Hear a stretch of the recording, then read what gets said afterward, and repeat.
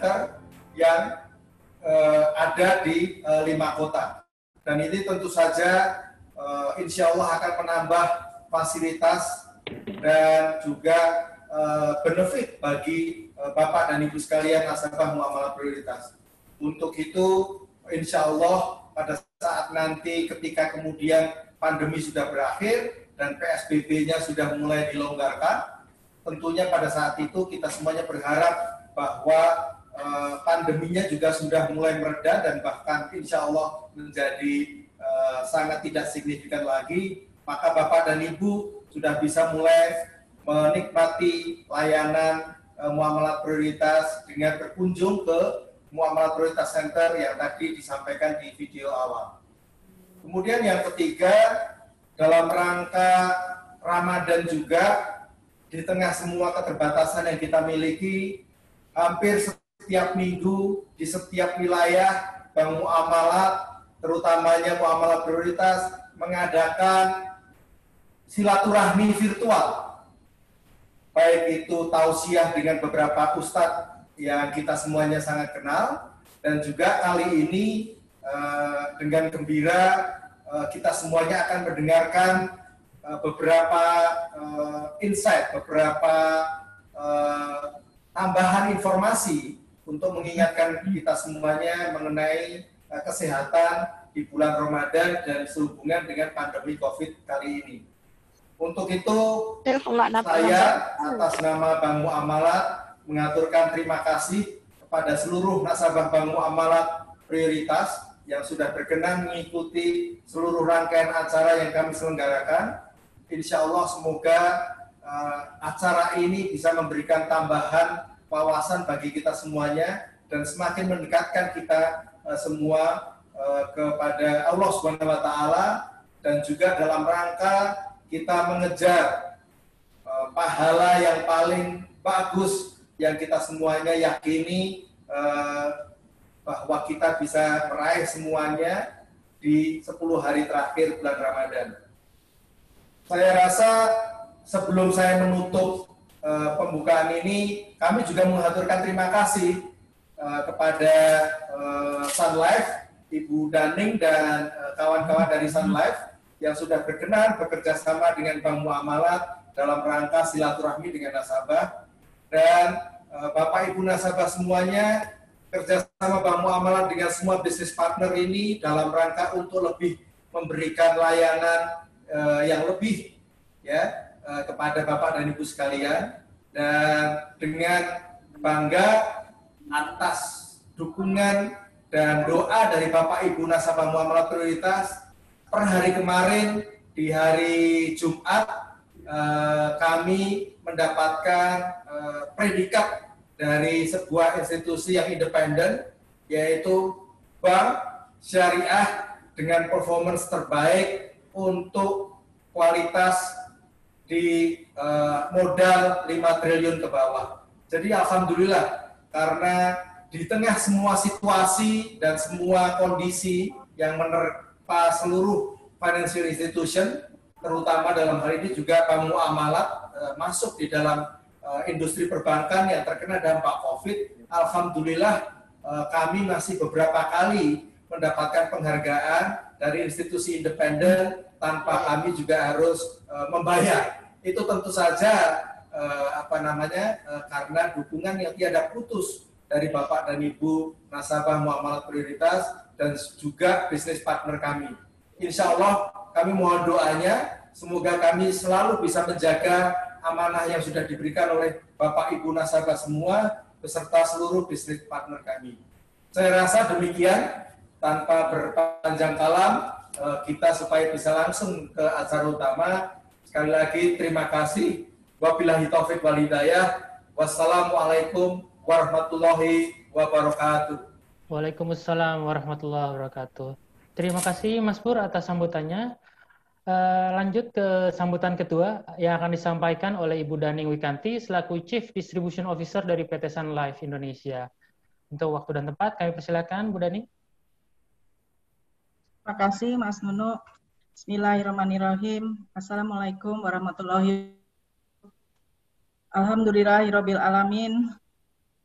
Pertama-tama, mari kita panjatkan segala puji dan syukur kepada Allah Subhanahu wa Ta'ala bahwa pada hari ini kita semua diberikan kesehatan dan dapat berkumpul bersilaturahmi dalam acara online gathering nasabah Bank Muamalat Prioritas. Sebelumnya pada kesempatan ini saya ingin menyapa seluruh hadirin yang ada di sini. Yang pertama saya ingin menyapa Bapak Purnomo Sutadi selaku Direktur Retail Banking Bank Muamalat Indonesia. Selamat pagi Pak Purnomo. Kemudian kepada Pak Wangwardana, selamat pagi. Beliau sebagai Head Wealth Management, E-Business, dan Priority Segmentation Bank Muamalat Indonesia. Selamat pagi Manajemen Bank Muamalat Indonesia. Selamat pagi Bapak dan Ibu Regional Head seluruh Indonesia. Terima kasih yang selama ini sudah memberikan support yang luar biasa kepada teman-teman Sun Life di lapangan. Kemudian selamat pagi Bapak Dr. Agus Rahmadi Biomed FA sebagai narasumber sekaligus sebagai pengisi tausiah pada hari ini. Selamat pagi nasabah prioritas Bank Muamalat Indonesia yang terhormat, dan juga selamat pagi kepada rekan-rekan Sun Life Indonesia yang hadir di sini. Saya ingin perkenalkan mengenai Sun Life terlebih dahulu. Sun Life merupakan perusahaan jasa keuangan yang berdiri sejak tahun 1865. Kami berasal dari Kanada. Di Indonesia sendiri, Sun Life mulai beroperasi sejak tahun 1995, dan kami baru saja merayakan 25 tahun bercahaya bagi keluarga Indonesia dengan membantu keluarga Indonesia mencapai kemapanan finansial dan menjalani hidup yang lebih sehat. Unit Syariah Sun Life Indonesia sendiri terbentuk di tahun 2010, dan di tahun 2014 kami memisahkan khusus jalur distribusi keagenan syariah, sehingga kami satu-satunya perusahaan asuransi yang saat ini memiliki keagenan khusus syariah yang terpisah. Mau di-mute, Mas. Di tahun 2019 lalu, Sun Life Indonesia dan Bank Muamalat Indonesia memiliki kemitraan strategis untuk memasarkan produk asuransi Salam Hijrah Investa, yaitu sebuah produk investasi yang dilengkapi dengan fitur kesehatan sampai hingga mancanegara dan memiliki fitur wakaf. Hal ini memudahkan nasabah prioritas Bank Muamalat yang ingin memiliki perlindungan sekaligus menyegerakan berwakaf. Bapak dan Ibu yang terhormat, tahun ini merupakan tahun yang sangat berbeda karena kita menjalankan ibadah puasa di tengah wabah COVID-19. Semoga dengan menjalankan ibadah puasa di rumah, kita bisa memanfaatkan bulan Ramadan tahun ini dengan lebih optimal agar dapat memanen berkah dan pahala yang sebanyak-banyaknya. Hari ini kita mengundang Bapak Dr. Agus Rahmadi Biomed MA yang akan mengisi tausiah tentang hidup sehat dan berkah di bulan Ramadan. Selain itu, kami Sun Life Indonesia akan menyampaikan informasi mengenai Salam Hijrah Investa sebagai solusi Bapak dan Ibu untuk memiliki proteksi dan berinvestasi, sekaligus menyalurkan keinginan berwakaf kini hingga nanti untuk masa depan yang penuh arti. Bapak Ibu sekalian, selamat menikmati acara hari ini. Kami ucapkan terima kasih sudah diundang di acara Bank Muamalat dengan nasabah prioritas. Wabillahi taufik wal hidayah. Wassalamualaikum warahmatullahi wabarakatuh. Waalaikumsalam warahmatullahi wabarakatuh. Terima kasih banyak Bu Naning atas sambutannya. Izinkan saya membuat summary terkait partner baru kami, yaitu Sun Life Financial Indonesia. Perusahaan ini adalah perusahaan asuransi yang telah bekerja sama sejak Oktober 2019 dengan Muamalat. Jadi Sun Life merupakan perusahaan jasa, seperti yang tadi dijelaskan oleh Bu Daning, adalah jasa keuangan internasional yang cukup lama sudah berdiri dari 1865.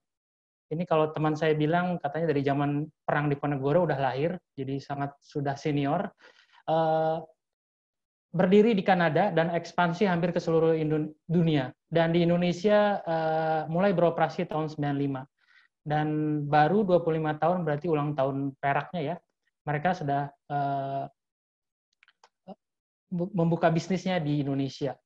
Dan pada 31 Desember 2019, perkenalkan saya coba sampaikan terkait dengan RBC, Risk Based Capital-nya Sun Life. Ini indikator seberapa kuat atau strong-nya perusahaan asuransi. Dan untuk Sun Life telah dipisah antara RBC konvensionalnya dengan syariahnya. Yang konvensional sudah di 526%, itu artinya jauh melewati standar yang ditetapkan regulator di 120%. Sementara untuk RBC syariahnya tetap tinggi juga, hampir 2 kali lipatnya dari yang disyaratkan, yaitu 248%. Jadi perusahaan Sun Life memang sangat solid. Terlihat dari asetnya telah mencapai 13,4 triliun pada 31 Desember 2019 dan telah membayarkan klaim hingga 1,8 triliun.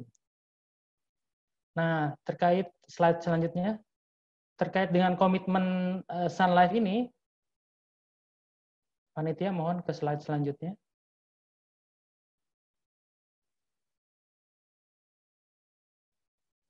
Slide selanjutnya, boleh? Terima kasih. Ini di tahun 2010, Sun Life telah meluncurkan unit usaha syariah yang memang memisahkan antara unit konvensional dan syariahnya. Dan insya Allah di 2024 itu semua perusahaan asuransi wajib untuk spin off. Dan di 2014 di Sun Life ini memisahkan jalur distribusi untuk agensi dan antara konven dan syariah. Masih banyak perusahaan asuransi yang tetap menyatukan jalur distribusinya. Nah, untuk Sun Life mereka sudah memisahkannya sebagai bentuk komitmen terhadap bisnis syariah di Indonesia. Tahun 2015 ada Modern Sharia Insurance Export. Di tahun 2016 itu diluncurkan wakaf pertama yang diinisiasi oleh Sun Life. Jadi nanti kita sampaikan ada fitur menarik di produk Sun Life ini yang diinisiasi fatwanya oleh Sun Life pada 2016. Dan di 2017 diluncurkan ada wakaf advisor dan internal certification untuk wakaf advisor di Indonesia. Dan terakhir sebagai tonggak komitmen dari Sun Life terhadap bisnis syariah di Indonesia itu kerjasama strategis dengan Bank Muamalat. Izinkan saya sedikit mengulas tentang fitur dan produk asuransi Salam Hijrah Investa yang tadi sempat Ibu Daning ulas. Itu dia pertama memiliki 2 manfaat sekaligus Bapak Ibu, itu perlindungan dan manfaat investasi. Kemudian dikelola secara syariah, jadi terhindar dari maisir, gharar dan riba. Dan adanya perlindungan tambahan yang sangat menarik ini dan cukup dikenal oleh para nasabah kita dengan istilah benefit kesehatan anti inflasi. Nanti bisa dibahas dengan Bapak RM Relationship Manager Bapak Ibu semuanya. Kemudian ada fitur wakaf yang baru pertama kali ini ada di produk asuransi. Baik. Untuk pada kesempatan kali ini kita akan ada program ekstra hadiah menarik. Jadi sebenarnya ada hadiah yang sudah pasti Bapak Ibu akan peroleh jika membeli produk ASI atau Asuransi Salam Hijrah Investa. Dalam kesempatan kali ini akan diberikan tambahan hadiah hingga 1 juta. Baik, marilah kita melangkah ke acara inti. Perkenankan saya membacakan profil, tapi sebelumnya Dr. Agus, apakah sudah hadir? Sudah. Alhamdulillah. Sudah. Ini saya harus address dokter atau Ustadz nih? Dokter saja. Siap, Pak Dokter. Karena memang dilihat dari resumenya, beliau ini dokter yang Ustadz atau Ustadz yang dokter, sungguh lengkap. Izinkan saya membacakan profilnya. Ya, beliau menamatkan pendidikannya di Fakultas Kedokteran UI Diponegoro, kemudian juga di STT Usuluddin di Tafsir dan Hadis, luar biasa. Kemudian Magister Fakultas Kedokteran UI di jurusan Biomedik dan Konsentrasi Onkologi. Kemudian pasca sarjana di Syarif Hidayatullah. Jadi benar-benar lengkap nih dokter. Selain itu beliau juga seorang entrepreneur, owner dan dokter klinik sehat dengan konsep herbal di lebih 33 cabang yang tersebar di Jabodetabek. Sudah banyak ya, Dok. Kemudian beliau juga sebagai staf pengajar dosen di kedokteran UHAMKA, dan beliau juga penulis yang produktif. Ini saya cantumkan 2 contoh bukunya yang beliau sudah tulis. Itu buku Panduan Menjadi Dokter di Rumah Sendiri Secara Islami dan Alami, dan Hikmah Puasa Perspektif Hadis dan Medis. Baik.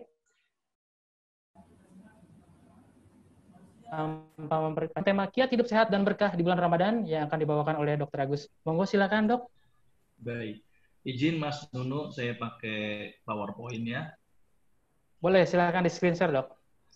Ya. Panitia, sudah di-allow? Oke. Sudah terlihat ya? Siap. Sudah. Baik. Bismillahirrahmanirrahim. Assalamualaikum warahmatullahi wabarakatuh. Alhamdulillahi rabbil alamin. Alladzi khalaqal mauta wal hayata liyabluwakum ayyukum ahsanu amala. Asyhadu an la ilaha illallah wa asyhadu anna Muhammadan abduhu wa rasuluh la nabiyya ba'da. Allahumma shalli ala Muhammad wa ala ali Muhammad. Qala Allah ta'ala fil Qur'anil Karim, a'udzu billahi minasy syaithanir rajim. Bismillahirrahmanirrahim. Ya ayyuhalladzina amanu kutiba 'alaikumus syiyam kama kutiba 'alal ladzina min qablikum la'allakum tattaqun. Shadaqallahul adzim. Kita bersyukur pada Allah karena pada pagi hari ini Allah masih memberikan begitu banyak nikmat, nikmat iman, nikmat Islam, nikmat sehat, dan nikmat kesempatan. Mudah-mudahan dengan nikmat yang Allah berikan kepada kita semakin menjadikan kita hamba-hambanya Allah yang pandai mensyukuri nikmat. Salawat serta salam kita sampaikan kepada contoh terbaik kita, Nabi Muhammad SAW, dan juga para keluarga, para sahabat, para tabi'in, dan juga pengikutnya yang setia. Mudah-mudahan kita bisa mendapatkan syafaat di yaumil akhir nanti. Amin ya rabbal alamin. Yang saya hormati pimpinan dan staf Bank Muamalat, pimpinan Sun Life, dan juga para nasabah prioritas Bank Muamalat. Ini senang saya ini bisa hadir pada pagi hari ini, dan saya senang nih berkumpul dengan orang-orang yang anti riba nih ya. Mudah-mudahan bisa berkumpul juga nanti di akhirat kelak. Insyaallah. Pada kesempatan ini saya hanya ingin mencoba sharing tentang bagaimana ini hidup sehat dan berkah di bulan Ramadan dalam kondisi pandemi COVID-19 ya. Mudah-mudahan puasa kita kali ini memberikan efek yang baik kepada tubuh kita, dan target puasa kita adalah la'allakum tattaqun. Mudah-mudahan yang hadir di sini mendapat derajat takwa di sisi Allah. Amin ya rabbal alamin. Baik, saya terinspirasi dengan ayat Al-Quran ini. Jadi perintah puasa ini diwajibkan oleh Allah kepada hambanya. Puasa tidak mungkin berdampak buruk kepada hambanya, karena memang Allah tidak memiliki sifat zalim. Saya terinspirasi dan teringat dengan sebuah kisah. Ada seorang kafir Quraisy bertemu dengan Umar. Kemudian kafir Quraisy itu memberikan pertanyaan kepada Umar. Wahai Umar, kalau engkau bisa menjawab 3 pertanyaan yang aku berikan, maka aku akan masuk agamamu. Akhirnya Umar mempersilahkan. Silakan kalau engkau ingin bertanya. Kemudian si kafir Quraisy tersebut memberikan 3 pertanyaan kepada Umar. Pertanyaan yang pertama, apa yang tidak dimiliki oleh Allah? Pertanyaan yang kedua, apa yang tidak diketahui oleh Allah? Pertanyaan yang ketiga, sifat apa yang tidak ada pada Allah? Ini pertanyaan sederhana, tapi mungkin bikin ribet ini ya. Ya mungkin di antara kita juga mikir ini apa yang maksud pertanyaan ini. Sampai-sampai Umar ini berpikir nih kafir Quraisy kayaknya ingin menghina agama Islam, sepertinya begitu. Ya, sempat agak emosi ini si Umar. Tapi alhamdulillah Umar bisa menahan emosinya, dan pada waktu itu Ali sedang lewat. Kemudian bertanya Ali, ada apa Umar? Ini kafir Quraisy ini bikin pertanyaan yang aneh-aneh ini ya. Memang apa pertanyaannya? Disebutkan pertanyaannya. Apa yang tidak dimiliki oleh Allah, apa yang tidak diketahui oleh Allah, dan sifat apa yang tidak ada pada Allah. Akhirnya Ali menjawab. Dua pertanyaan ini yang awal, apa yang tidak dimiliki oleh Allah dan apa yang tidak diketahui oleh Allah, dijawab dengan sebuah surat di dalam Al-Quran. Ya, yaitu surat Al-Ikhlas. Ya, kul huwallahu ahad, Allahus samad, lam yalid wa lam yulad wa lam yakul lahu kufuwan ahad. Jadi Allah tidak punya anak dan Allah tidak tahu bahwa dirinya punya sekutu. Dan pertanyaan ketiga dijawab oleh Ali, Allah tidak mungkin memiliki sifat zalim. Nah, ini yang paling penting ini. Jadi dengan hadirnya puasa, tidak mungkin Allah menzalimi hamba-Nya. Dan saya meyakini bahwa puasa itu memberikan manfaat kepada hamba-Nya. Kalau seandainya ada hamba-Nya yang bermasalah dengan berpuasa, bukan puasanya yang bermasalah. Boleh jadi kitanya yang bermasalah. Nah, ini cukup menarik ini ketika dikaji tentang apa manfaat puasa dari sisi kesehatan. Sampai-sampai ada seorang sahabat bertanya kepada Rasulullah, "Ya Rasulullah, perintahkanlah kepada kami satu amalan yang karena amalan tersebut kami mendapatkan banyak manfaat, ya Rasulullah." Apa jawab Rasulullah? Berpuasalah, sebab tidak ada satu amalan pun yang setara dengan puasa. Dan sampai-sampai Allah memberikan khusus surga buat orang-orang yang rajin berpuasa. Berarti kesimpulannya puasa ini memberikan manfaat. Baik itu mungkin aspek jiwa kita, termasuk yang saya akan kaji di sini adalah aspek kesehatan. Ya, mudah-mudahan ini bisa menginspirasi ini ya, dan mudah-mudahan kalau nanti ada bahasa yang tidak dipahami, mudah-mudahan bisa diterima dulu, gitu ya. Nah, ini ada beberapa penelitian tentang puasa dan kesehatan ya, manfaat beberapa puasa. Yang pertama, ada sebuah penelitian di Rusia. Ini cukup menarik perhatian saya penelitian ini. Ini orang Rusia gitu ya. Dia penasaran ini. Kok umat Islam ini kok banyak yang puasa ya? Puasa Ramadan, Senin Kamis, Nabi Daud, tengah bulan, puasa Syawal, wah banyak sekali nih puasanya. Tapi mungkin bingung juga, banyak puasa kok banyak yang gemuk-gemuk. Akhirnya diteliti ini sama seorang peneliti dari Rusia. Dia bikin penelitian sederhana sebenarnya ini, tapi luar biasa ini penelitiannya. Jadi beliau bikin kelompok-kelompok tikus, gitu ya. Jadi kelompok tikus pertama dipuasakan Senin Kamis. Kelompok tikus yang kedua dipuasakan Nabi Daud. Orang iseng nih kayaknya dia, tapi isengnya luar biasa. Tikus yang ketiga dipuasakan setiap hari, buka sahur. Tikus yang keempat, kelompok tikus yang keempat dipuasakan setiap hari, tapi nggak buka, nggak sahur. Sedangkan kelompok tikus yang kelima dikasih makan sebebas-bebasnya. Apa yang terjadi dari penelitian ini? Luar biasa penelitian ini. Sederhana tapi luar biasa. Ternyata tikus yang dipuasakan setiap hari, nggak buka, nggak sahur, mati ternyata. Jadi nggak boleh nih ya, puasa setiap hari, nggak buka, nggak sahur, mati pasti. Terus tikus yang dikasih makan bebas, itu umurnya hanya 2,5 tahun. Sedangkan tikus yang dipuasakan setiap hari, buka sahur seumur hidupnya, itu puasa setiap hari, umurnya tidak lebih dari 1 tahun. Maka itu Islam hanya puasa setiap hari, hanya Ramadan saja. Selebihnya paling banter puasa Daud. Ya, jadi nggak ada tuh puasa setiap hari terus umur hidupnya. Ya, dan ternyata ini cukup menarik perhatian saya, bahwa ternyata tikus yang dipuasakan Nabi Daud dan Senin Kamis umurnya rata-rata 4 tahun. Ya, dan yang paling lama adalah yang Nabi Daud 4 tahun 3 bulan. Jadi kesimpulannya adalah puasa bikin panjang umur. Jadi bagi para jamaah yang pengen panjang umur, puasa. Ya, dan bagi yang pengen kurus-kurus, nah coba puasa. Mudah-mudahan yang gemuk-gemuk jadi ideal, insya Allah. Yang kurus pertahankan kurusnya ya, jangan gemuk-gemuk. Ya, nah ternyata puasa bikin umur lebih panjang. Kenapa ini bisa terjadi? Saya akan terangkan nanti secara molekuler. Mudah-mudahan bisa dipahami nanti setelah slide ini. Kedua, ini ada penelitian yang cukup menarik juga. Ada suatu peternakan di lembaga di penelitian di Amerika Serikat. Biasanya ayam itu dalam umur-umur tertentu itu tidak bertelur lagi.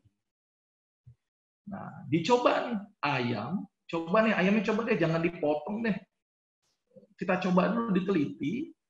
864 ayam yang sudah tidak bertelur dipuasakan selama 10 hari. Dan ayamnya nurut semua lagi. Ya. Jadi kalau ada orang disuruh puasa nggak mau nih lebih rendah dari ayam. Ya. Karena ayam aja mau nih disuruh puasa. Nah ternyata apa yang terjadi? 75% populasi ayam tersebut bertelur kembali. Hal ini menunjukkan bahwa ternyata puasa menyebabkan ayam menjadi bertelur. Bagaimana pada manusia? Boleh jadi telurnya manusia juga bagus. Karena memang manusia itu juga bertelur. Cuman telurnya di dalam, tidak kelihatan. Jadi telurnya yang dihasilkan manusia itu sebesar ya paling telur cecek paling ya, nggak terlalu besar. Dan hanya bertahan 24 jam. Kalau nggak ada ketemu sperma, dia akan lisis. Gitu ya. Nah, maka itu, kenapa ini bisa bagus pada ayam, mudah-mudahan juga bagus pada manusia. Jadi kualitas telur pada bulan Ramadan itu jadi bagus.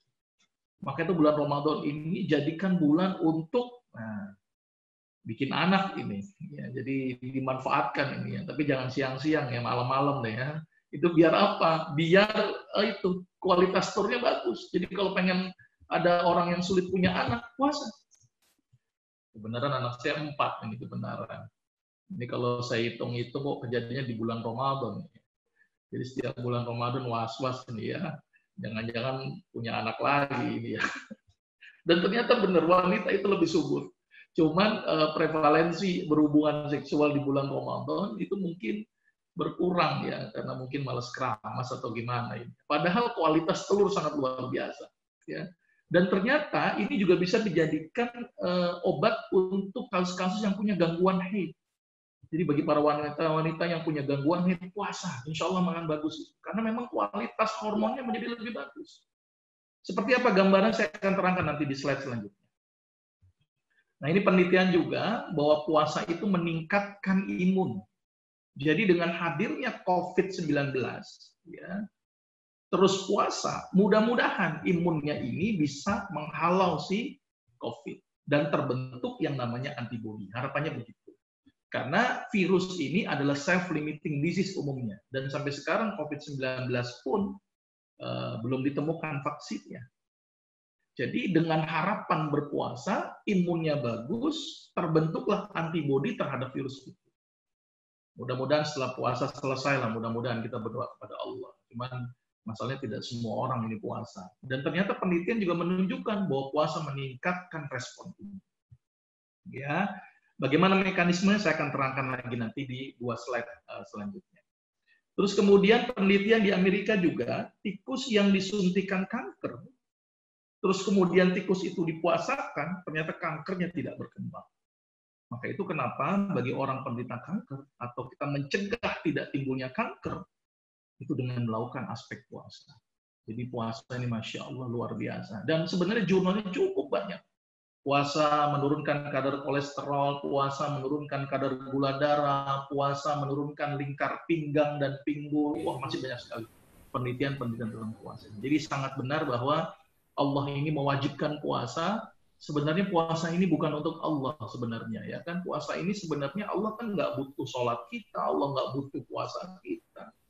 Ya, yang sebenarnya butuh kita sama Allah. Dengan hadirnya puasa, ini adalah bentuk kasih sayang Allah kepada hamba-hambanya, dan insya Allah hambanya akan mendapat banyak manfaat. Dan ternyata dibuktikan dengan penelitian-penelitian bahwa ternyata puasa bermanfaat dari sisi kesehatan. Jadi kita bersyukur kepada Allah dengan hadirnya puasa. Ya, jadi kewajiban yang diberikan sama Allah ini merupakan sesuatu hal yang bagus buat hamba-hambanya. Oleh karena itu, mudah-mudahan puasa kita kali ini targetnya adalah bukan sehat, targetnya adalah takwa, cuman bonusnya sehat. Nah, bagaimana mekanisme ini? Ya, ini mohon maaf ini agak ribet ini, tapi mudah-mudahan bisa dipahami ini, mudah-mudahan ya. Tapi saya harus terangkan sampai level biomolekuler ini ya, karena biar tahu nih, biar sampai selevel lebih dalam. Jadi begini, gambar ini adalah proses metabolisme yang terjadi di tingkat sel. Ini adalah sel ini sel saraf. Ini sel saraf. Ya. Nah, sel itu adalah bagian terkecil dari tubuh manusia. Sel itu bagian terkecil dari tubuh. Sel itu bisa membelah. Itu yang menunjukkan kenapa kita bisa tambah besar, karena terjadi pembelahan sel. Sel pun juga bisa memproduksi sesuatu. Contohnya sel beta pankreas, produksi yang namanya insulin. Ya, sel hati, produksi enzim-enzim pencernaan. Jadi sel itu selain dia membelah, sel juga memproduksi. Sel adalah satu makhluk hidup kecil yang ada di dalam tubuh kita yang kita tidak bisa atur itu pertumbuhannya. Ayo sel stop dong tumbuhnya, nggak bisa. Ya, ayo sel tumbuh, nggak bisa. Ternyata Allah sudah menjadikan mekanisme otomatis dalam sel ini untuk dia membelah dan memproduksi sesuatu. Jadi namanya autoregulasi. Ya. Siapa yang memerintahkan terjadinya autoregulasi? Dunia kedokteran mungkin masih menjawab ini, itu, atau mungkin tidak bisa menjawab. Dan bahkan tidak bisa kita atur ini sel. Sel darah putih pun nggak bisa kita atur. Sel darah putih bergerak itu ada kuman, nggak bisa. Siapa yang mengatur ini semua? Allah. Maka itu sangat benar itu firman Allah di dalam surat Asy-Syu'ara, wa idza maridtu fa huwa yashfi, dan jika aku sakit maka dialah Allah yang menyembuhkan aku. Jadi kalau sakit itu harusnya langkah konkretnya ingat Allah. Jangan ingat dokter duluan gitu ya. Allah dulu yang penting ini. Karena yang menyembuhkan adalah Allah, dan ini adalah perkataan Nabi Ibrahim. Ya, jadi sangat luar biasa ini. Karena kenapa? Karena mekanisme di dalam tubuh kita ini Allah yang ngatur. Imun ini menjadi bagus karena Allah yang memerintahkan si sel darah putih untuk bergerak. Sel darah putih bergerak untuk melawan kuman. Setelah dia menang, dia bunuh diri sendiri. Siapa yang menyuruh? Allah. Jadi langkah konkret untuk mencegah terjadinya virus ini makin melebar, ya dekat kepada Allah. Itu solusi yang luar biasa. Karena Allah yang mengatur semuanya. Saya kembali ke sini lagi. Ini sel. Nah, sel dalam membelah, sel dalam memproduksi sesuatu, dia butuh tenaga. Kalau tidak ada tenaga, dia nggak bisa bergerak. Ya, dari mana sumber tenaganya ini? Sumber tenaga diperoleh dari dua macam komponen yang dibutuhkan oleh sel, yaitu glukosa dan satu lagi adalah oksigen. Jadi glukosa, oksigen masuk ke dalam sel, dan di dalam sel itu ada organ yang namanya mitokondria. Organ apa ini? Organ yang fungsinya untuk mengubah glukosa dan oksigen menjadi energi. Bahasa sederhananya dapurnya sel lah bahasanya. Namun dalam proses penghasilan energi yang dibutuhkan sel untuk membelah, untuk memproduksi sesuatu, ternyata menghasilkan zat sisa atau sampah yang disebut dengan radikal bebas. Maka itu kenapa orang yang banyak radikal bebasnya berisiko, karena dia merupakan racun dan bisa menyebabkan kerusakan pada organ yang lain. Jadi ibarat mobil, ya, dikasih bensin, mobilnya bergerak, tapi menghasilkan asap. Nah, asap inilah yang kita disebut dengan radikal bebas di dalam sel. Ya, setiap dia melakukan metabolisme, radikal bebas banyak terproduksi. Bahasa sederhananya adalah ROS kalau dalam istilah medis. Namun, zat yang merugikan ini ternyata Allah sudah mengantisipasinya dengan menghadirkan beberapa enzim di dalam tubuh yang namanya SOD, hidrogen peroksidase, dan katalase. Ini mohon maaf, ini bahasanya agak ribet ya. Mudah-mudahan bisa dipahami, mudah-mudahan. Supaya kita semakin mantap ini puasanya, ternyata bisa diterangkan dari sisi molekul. Karena ini basic semuanya nih. Kenapa kok bisa bikin ini, kenapa bisa bikin ini. Nah, cuma jumlah ini terbatas. Terbatas ini jumlahnya. Kalau dia melakukan proses terus-menerus, maka radikal bebas semakin banyak, dan akhirnya radikal bebas ini akan merusak sel yang lain. Nah, ini yang menyebabkan kenapa sel itu menjadi rusak, karena yang dihasilkan bukan oksigen, tapi dari radikal bebas atau oksigen O2-min, sehingga terjadi kerusakan di tingkat sel. Hal ini yang menunjukkan kenapa tikus yang dipuasakan umurnya lebih panjang ketimbang dengan tikus yang dikasih makan yang enak-enak. Karena kenapa? Kita selalu makan terus-menerus, radikal bebas banyak dihasilkan, radikal bebas bisa menyebabkan terjadinya kerusakan sel, bahkan radikal bebas bisa menyebabkan terjadinya mutasi genetik di level sel. Dan bahkan bisa menyebabkan timbulnya kanker. Maka itu orang yang banyak makan itu berisiko menyebabkan timbulnya kanker, kanker benar-benar kanker, dan kantong kering karena makan terus-terusan. Jadi sangat jelek inilah orang yang banyak makan. Maka itu Rasulullah bilang, kalau makan itu cukup menegakkan tulang punggung. Kalau tidak sanggup, sepertiga makanan, sepertiga minuman, dan sepertiga nafasmu. Jadi jangan berlebihan. Dan Allah bilang di dalam Al-Quran, kulu wasrobu wala tusrifu, makan dan minumlah, tetapi jangan berlebihan. Nah, dengan hadirnya puasa, kadar radikal bebas bisa tereduksi. Dengan hadirnya puasa, sel tidak banyak dirusak. Dengan hadirnya puasa, mudah-mudahan awet muda semuanya. Dan mudah-mudahan para nasabah di sini awet muda. Bagi yang muda, kalau sudah tua ya sudahlah, awet tua lah. Nggak tambah tua, mudah-mudahan seperti itu. Nah, ini gambaran sedikit kenapa tikus tadi panjang umur. Dan ini juga gambaran sedikit kenapa tikus yang disuntikan kanker, kankernya tidak berkembang. Dan mudah-mudahan puasa ini menyebabkan kita tadi itu ya, imunnya juga menjadi lebih bagus. Ini penjelasan yang pertama. Penjelasan yang kedua, ini juga cukup menarik ini ya. Mas Nunu, saya masih ada waktu Mas Nunu ya. Ya.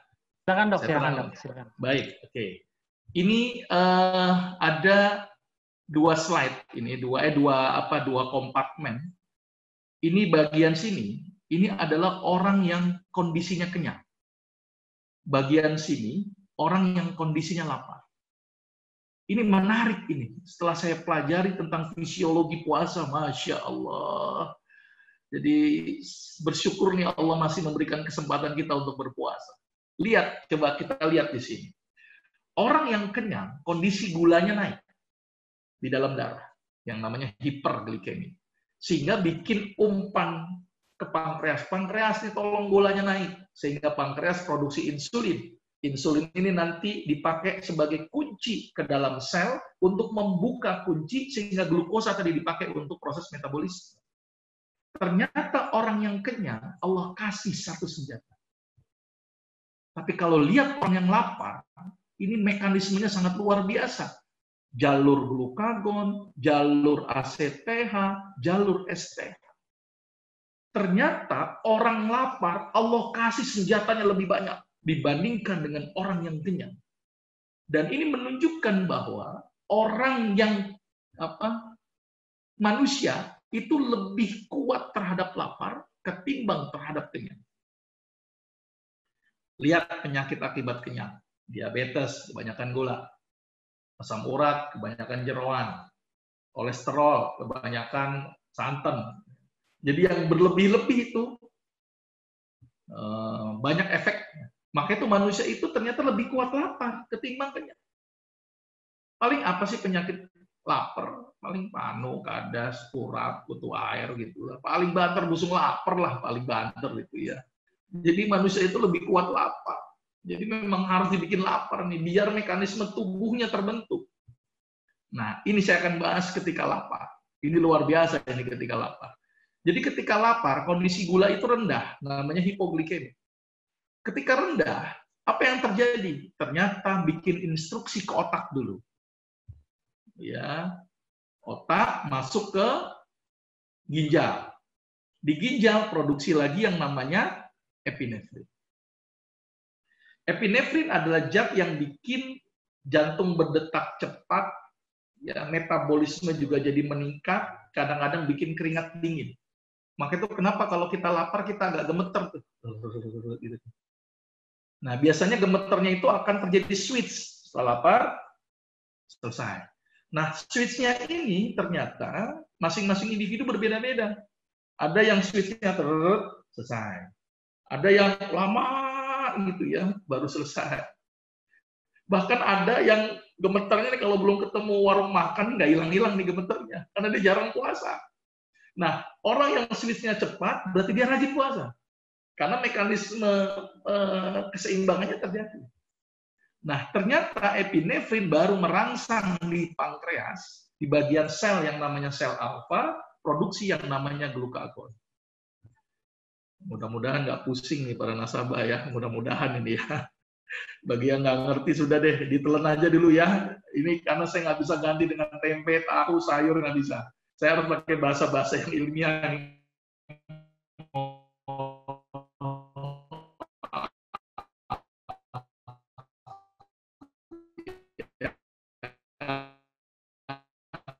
Supaya nanti minimal pernah mendengar gitu ya. Nah, glukagon itu sampai ada orang itu sama halnya dengan kita. Ini adalah bulan yang harusnya bikin kuat, nggak mungkin loyo. Dibuktikan dengan apa? Rasulullah banyak berperang di bulan Ramadan. Perang itu butuh tenaga yang besar. Ya, dari mana sumber tenaganya? Ternyata glukagon. Kafir Quraisy mungkin masih mikirin makan, tapi kalau Rasulullah berpuasa, nggak perlu mikirin makan, fokus kepada perang. Sumber tenaganya dari mana? Glukagon. Jadi harapan saya harusnya puasa ini kuat harusnya. Nggak mungkin ada orang yang loyo, nggak mungkin ada orang yang lemes, nggak mungkin ada orang yang tidak bersemangat harusnya. Tapi dok, kenyataannya nih bulan Ramadan tuh lemes, loyo, ngantuk. Ini saya akan bahas juga nanti di belakang.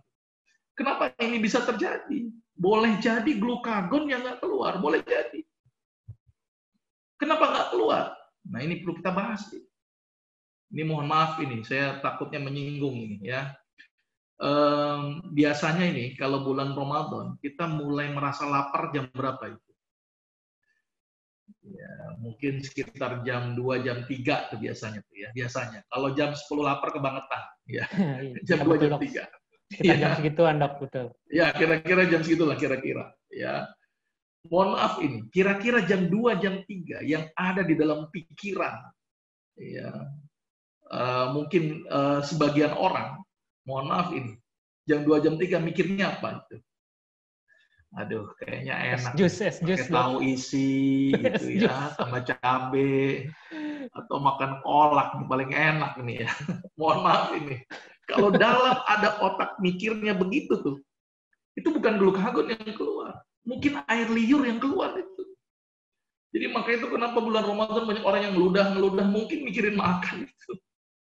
Jadi seharusnya Ramadan ini jangan mikirin makan terus gitu. Fokusnya apa? Ibadah. Target hafalannya berapa? Ya, terus kerjaan kita ini juga targetnya karena Allah juga, niatkan karena Allah.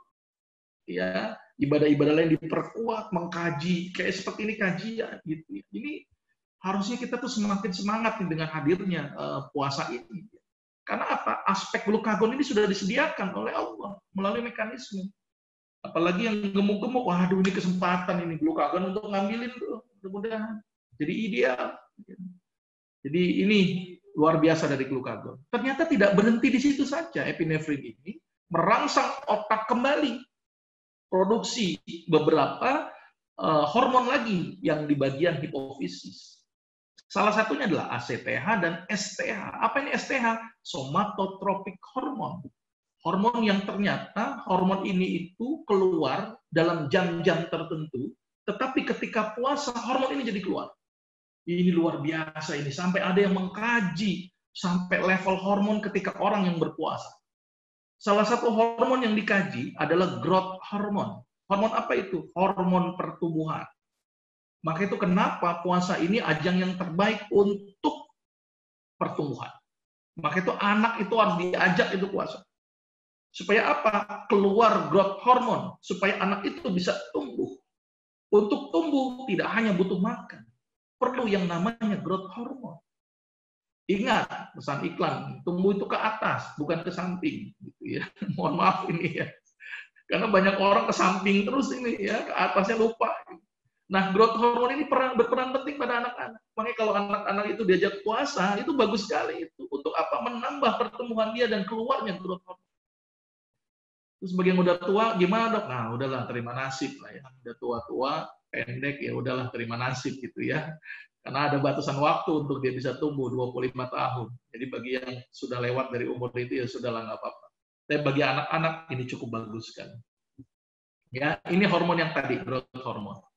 Kedua hormon apa lagi? FSH dan LH, follicle stimulating hormone dan luteinizing hormone. Itu dihasilkan di otak di bagian terkecil yang namanya hipofisis.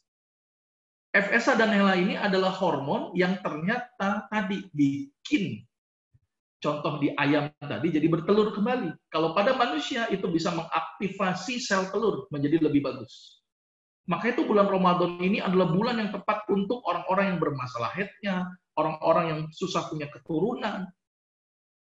Jadi berpuasalah. Mudah-mudahan nanti setelah bulan Ramadan jadi itu.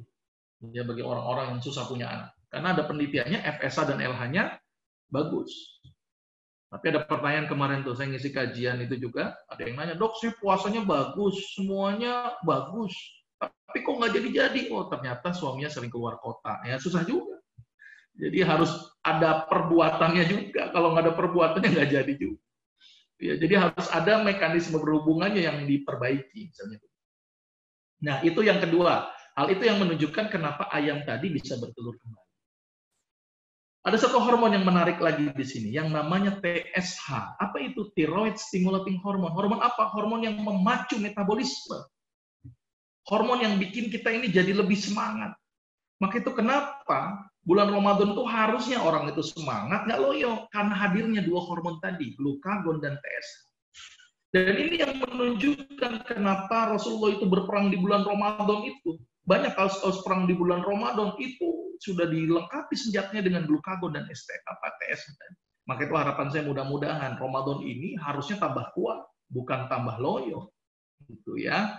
Dan itu yang menunjukkan juga tadi beberapa kasus yang harusnya tidak mengalami proses semakin turun imunitas kita. Karena beberapa hormon pun ternyata teraktivasi. Nah, ini puasa secara gambaran umum ternyata cukup bagus. Nah, ternyata, ini mohon maaf ini ya, dari sekian banyak manfaat bukan berarti tanpa ada masalah. Jadi sebelum masa PSBB, saya praktek gitu ya, di bulan Ramadan itu ya. Ternyata banyak sekali kasus yang datang ke saya ini. Nah ini nih, masalahnya yang paling umum ini. Jadi Ramadan ini bagi sebagian orang ternyata ada yang bermasalah. Sebenarnya bukan apa puasa yang salah, tapi mungkin cara kita yang salah. Makanya saya akan coba bikin tips nanti bagaimana cara berpuasa yang baik dan benar. Masalah yang pertama, ngantuk ini. Ini favorit ini ya. Saya kalau ngisi kajian di masjid itu, waduh luar biasa. Masjid itu penuh. Penuh sama orang yang tidur ternyata. Biasanya bulan yang lainnya masjid sepi, bulan Ramadan rame itu. Mungkin karena warung banyak yang tutup gitu ya, ada kesempatan untuk tidur lah ya sudah deh. Ini kenapa banyak yang ngantuk? Ini perlu dikaji ternyata. Ya, karena ternyata kita kadang-kadang sebagian orang tidak biasa bangun di sepertiga malam. Tidak biasa. Bangun jam 3 itu nggak biasa. Jadi kadang-kadang tubuh itu stres. Jadi dampaknya ngantuk. Ya, ditambah lagi ada kebiasaan kita yang buruk. Habis makan, tidur. Habis sahur, sholat, tidur. Nah ini jelek sekali. Ya. Jadi ini masalah mengantuk. Tapi mengantuk bukan berarti bukan tanpa itu juga. Ada juga ngantuk yang disebabkan karena penyakit. Contohnya anemia. Jadi hati-hati nih yang sudah anemia. Gambaran anemianya apa? Pucat, putih. Jadi kalau sudah curiga nih kok saya tambah putih. Nah, jangan-jangan anemia ini ya, perlu diwaspadai gitu ya. Nanti keluar dari work from home gitu dari rumah, keluar putih. Wah, dampak tinggal di rumah nih padahal ternyata anemia, perlu diwaspadai. Atau mungkin panuan semua bisa jadi sih ya. Tapi gambarannya orang anemia juga bikin ngantuk. Ya. Orang diabetes bikin ngantuk, orang gangguan fungsi hati juga bikin ngantuk, ya. Dan seharusnya puasa nggak bikin loyo, nggak bikin lemah, nggak bikin lesu karena hadirnya glukagon dan TSH tadi. Nah, yang kedua ini yang cukup banyak juga. Jadi datang ke praktek saya itu banyak sekali kasus gastritis atau MAH. Datang lagi MAH, nggak ada yang PAH, gitu ya. MAH semuanya itu ya. Dan ternyata permasalahannya adalah puasa memperberat kasus dia. Saya bilang, harus itu jadi obat. Kok ini malah tambah sakit? Ternyata bukanya yang bermasalah. Ini mohon maaf lagi nih, sekali lagi nih. Paling banyak nih kalau buka nih, paling banyak nih, mohon maaf nih, jangan tersinggung nih. Es, paling banyak nih. Buka. Gorengan plus cabai, nah ini banyak banget ini. Ini jangan dibayangin nanti air liur yang keluar nih. Ini saya cuma contoh saja. Kolak, ya, ini banyak nih. 3 ini yang paling favorit ini. Kalau kita kaji coba, dingin, pedas, santan, susu, ini adalah 3 komponen yang mampu merangsang asam lambung dalam jumlah yang banyak. Jadi apa dampaknya ketika orang mengkonsumsi itu? Langsung keluar gas lambung, kemudian makan tadi, gas. Dampaknya apa? Makin lebar itu sih lambungnya. Bahasa sederhananya overdistensi. Sudah menghasilkan gas, makannya banyak. Wah, langsung membabi buta. Ya, apalagi kalau acara buka puasa bersama itu. Aduh, saya prihatin banget tuh. Makanan luar biasa lengkap. Ya. Sampai sholat maghrib itu kalau saya ngimami ini jamaah kok nggak datang-datang gitu. Karena sibuk mikirin buka. Gitu ya. Harusnya kan azan qomat 10 menit karena buka bersama setengah jam itu molor gitu ya. Harusnya tidak seperti itu. Dalam keadaan berpuasa, perut kosong, makan yang tadi, perutnya makin mekar, diisi penuh. Masya Allah. Menyebabkan lambung itu makin tipis. Ibarat balon itu ditiup, dia akan mekar. Makin tipis dan menyebabkan timbulnya iritasi. Maka itu kenapa orang yang penyakit gastritis itu kadang-kadang suka bertambah berat. Maka itu saran saya ini nanti untuk berbuka janganlah dengan sesuatu yang merangsang asam lambung pada orang-orang yang gastritis. Nah, ini maka itu iklan obat mah laku ini di bulan Ramadan. Kalau saya pribadi ya resiko kan pernah ada kasus ya ditariknya ranitidin ya, itu kan obat mah tuh. Itu berisiko karena menyebabkan timbulnya kanker. Ya, kalau saya sih lebih aman pakai temulawak dan kunyit. Ini hal yang sederhana dan sudah terbukti ini dari uji praklinis dan uji klinis untuk kasus gastritis. Beberapa pasien saya suruh pakai temulawak dan kunyit, ya dipotong kecil-kecil, direbus 3 gelas menjadi 1 gelas, dirutinkan itu selama 1-3 bulan. Ternyata cukup efektif kok daripada banyak menggunakan obat-obat sintetis. Karena efek samping obat-obat sintetis seperti ranitidin sudah terbukti menyebabkan timbulnya kanker. Ya, jadi sempat ditarik dari peredaran, ya. Terus kemudian gangguan fungsi hati juga banyak. Setelah diukur SGOT, SGPT naik. Karena apa? Karena kebiasaan kita habis sahur, sholat, tidur. Ada 2 waktu yang dilarang tidur oleh Rasulullah, pagi hari dan sore hari. Ya. Pagi hari dan sore hari. Mas Nunu masih jelas? Mas Nunu, suara saya masih jelas? Ya, tadi ada agak, mungkin karena blank spot, Dok, mungkin. Ya, tadi keputus di mana? Tadi pas penjelasan yang itu, Dok. Bagian 3 kalimat, 4 kalimat sebelumnya loh, Dok. Ya udah, ya sudah, oke. Berarti blind spot kali ya. Oke, saya lanjutin lagi. Jadi kebiasaan kita yang paling buruk ini, habis makan, sahur, sholat, tidur. Ada 2 waktu yang dilarang tidur oleh Rasulullah, pagi hari dan sore hari. Maka itu kalau bisa jangan tidur habis makan. Maka itu kenapa ada hadis yang mengatakan, hancurkanlah makananmu dengan zikir dan sholat. Serta jangan tidur setelah makan karena hatimu akan menjadi keras. Persepsi saya, mungkin hati ini benar-benar fungsi hati. Karena ternyata orang yang habis makan kemudian tidur, itu peristaltik ususnya melambat. Ingat, di usus itu ada bakteri baik yang memfermentasikan atau yang membantu proses pencernaan di dalam ususnya. Ketika peristaltik yang melambat, maka bakteri memfermentasikan dalam waktu yang lama, sehingga akan menghasilkan beberapa senyawa yang sangat merugikan buat tubuh, yaitu skatol, indol, dan nitrit. Dan ini sangat merusak hati. Maka itu saran saya, tolong jangan tidur habis sahur, karena itu berdampak buruk. Terus kemudian diabetes. Nah ini juga banyak ini. Aduh, ini karena mohon maaf, ini iklan yang paling favorit di bulan Ramadan kan mohon maaf ini sirup ini ya. Ini diabetes malah tambah parah ini ya. Dan mohon maaf ini biasanya orang yang sakit diabetes ini memang susah ini dikontrol makannya ya. Dan kadang-kadang saya sudah tahu tuh Kadang-kadang dari asal daerahnya sudah tahu nih penyakitnya apa. Jadi kalau saya praktek itu kan status masuk dulu. Asal daerah Jogja, diabetes ini kayaknya nih ya. Jadi penyakit bisa ketahuan dari asal daerah ini ya. Asal daerah Padang, ya kolesterol banyak ini. Asal daerah Sunda, Jawa Barat, asam urat gitu ya, karena semua daun dimakan nih biasanya nih. Kecuali daun pintu nggak dimakan.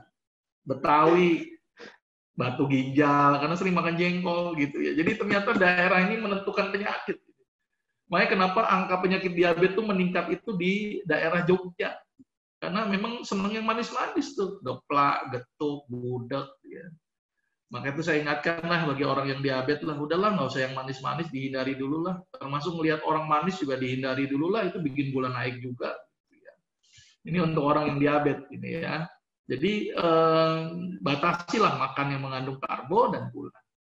Terus kemudian kolesterol, ini juga cukup tinggi ini kasusnya karena angka makanan gorengan ini menjadi favorit di bulan Ramadan. Ya dikurangilah, saya tidak melarang tapi dikurangilah frekuensi untuk mengkonsumsi gorengan. Ya ini tips berpuasa, ini cukup penting, ini sebagai 2 slide terakhir, mudah-mudahan ini masih ada waktu ya Mas Nur ya untuk 2 slide terakhir. Silakan, jadi Dok, begini, silakan. Ya tadi padahal Islam sudah mengajarkan hal yang luar biasa. Ketika Anda berbuka, kurma. Ini Rasul yang bicara. Kalau nggak ada kurma gimana? Air putih. Karena air putih itu suci. Saya tertarik nih, kenapa harus kurma? Ya, walaupun ada sejarahnya juga karena di sana banyak kurma. Ya, mungkin kalau di sini mungkin nggak kurma gitu ya. Tapi dari sisi kesehatan, saya melihat kurma ini sangat luar biasa. Ya, kurma ini adalah mengandung beberapa komponen yang dibutuhkan oleh tubuh untuk energi yang instan. Sumber energi yang luar biasa dari kurma, satu. Yang kedua, kurma itu mengandung prebiotik, makanan yang paling baik untuk pencernaan. Yang ketiga, nah ini luar biasa ya. Kurma ini ternyata mengandung triptofan. Triptofan ini adalah zat yang dibutuhkan oleh tubuh untuk produksi yang namanya serotonin. Serotonin adalah neurotransmitter otak. Maka itu kurma itu bisa menaikkan mood kita. Mood apa ya? Hasrat berbuat baik. Ya, jadi harapan saya kalau kita makan kurma mudah-mudahan kita akan berbuat baik karena kandungan serotoninnya cukup tinggi. Ya, maka itu kenapa di bulan Ramadan itu banyak orang yang baik-baik, sedekah, baik itu ya. Mungkin kurma berperan. Setelah bulan Ramadan, wallahu a'lam gitu ya. Mungkin gara-gara nggak makan kurma gitu ya. Jadi kalau pengen mood kita bagus, kurma. Selain kurma ada nggak? Ada sebenarnya, ada beberapa buah-buahan yang di Indonesia yang juga tinggi triptofan. Yaitu apa? Pisang. Pisang itu makanan yang tinggi triptofan. Ya, yang endingnya akan membentuk neurotransmitter. Dan ternyata pisang yang tinggi triptofan itu adalah pada bagian kulit pisangnya. Jadi kalau doyan makan pisang sama kulitnya, kalau doyan, gitu ya. Sampai ada mahasiswa yang meneliti itu kulit pisang dibikin es krim untuk ngambil triptofannya. Ya, jadi itu pengganti salah satunya. Nah, jadi mudah-mudahan dengan makan kurma moodnya bagus, energinya terpenuhi, gitu ya. Dan ada satu kisah di dalam Quran, kisahnya Maryam ketika melahirkan Nabi Isa dengan makan kurma. Ternyata kurma ini juga sangat bagus untuk membantu kontraksi rahim.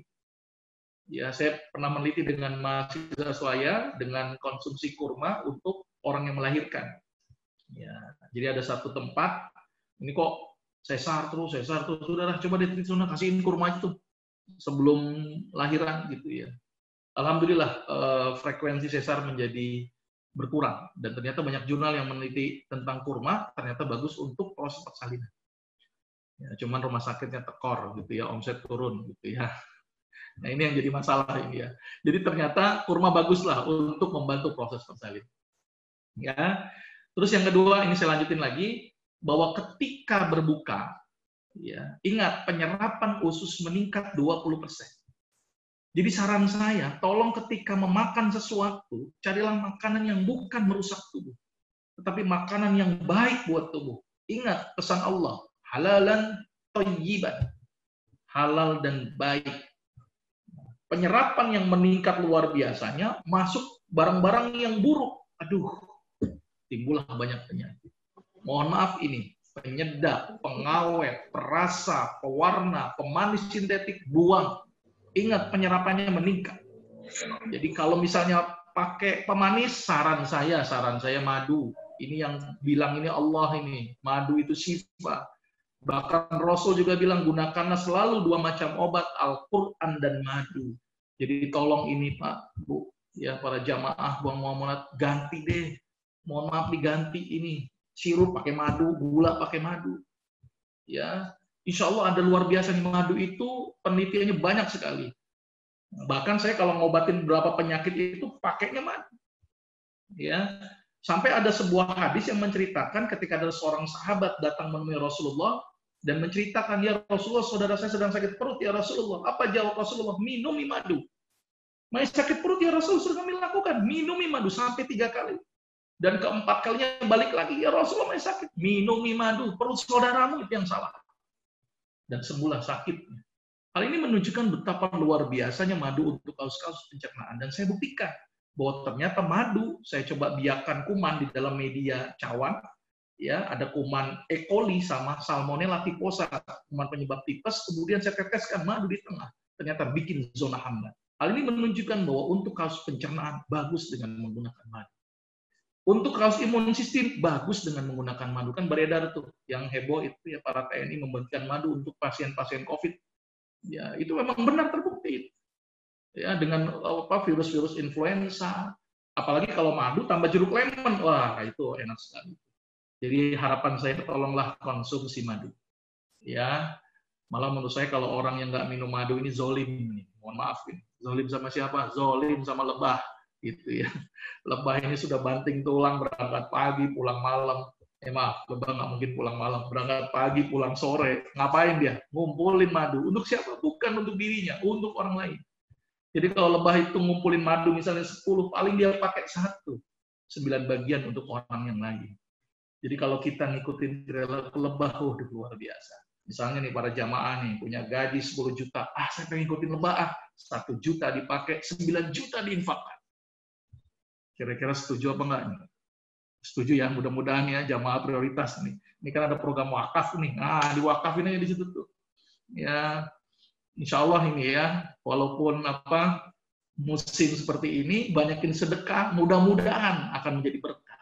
Ya, jadi kesempatan kita nih, banyak saudara-saudara kita yang membutuhkan kita ini, lagi banyak ini.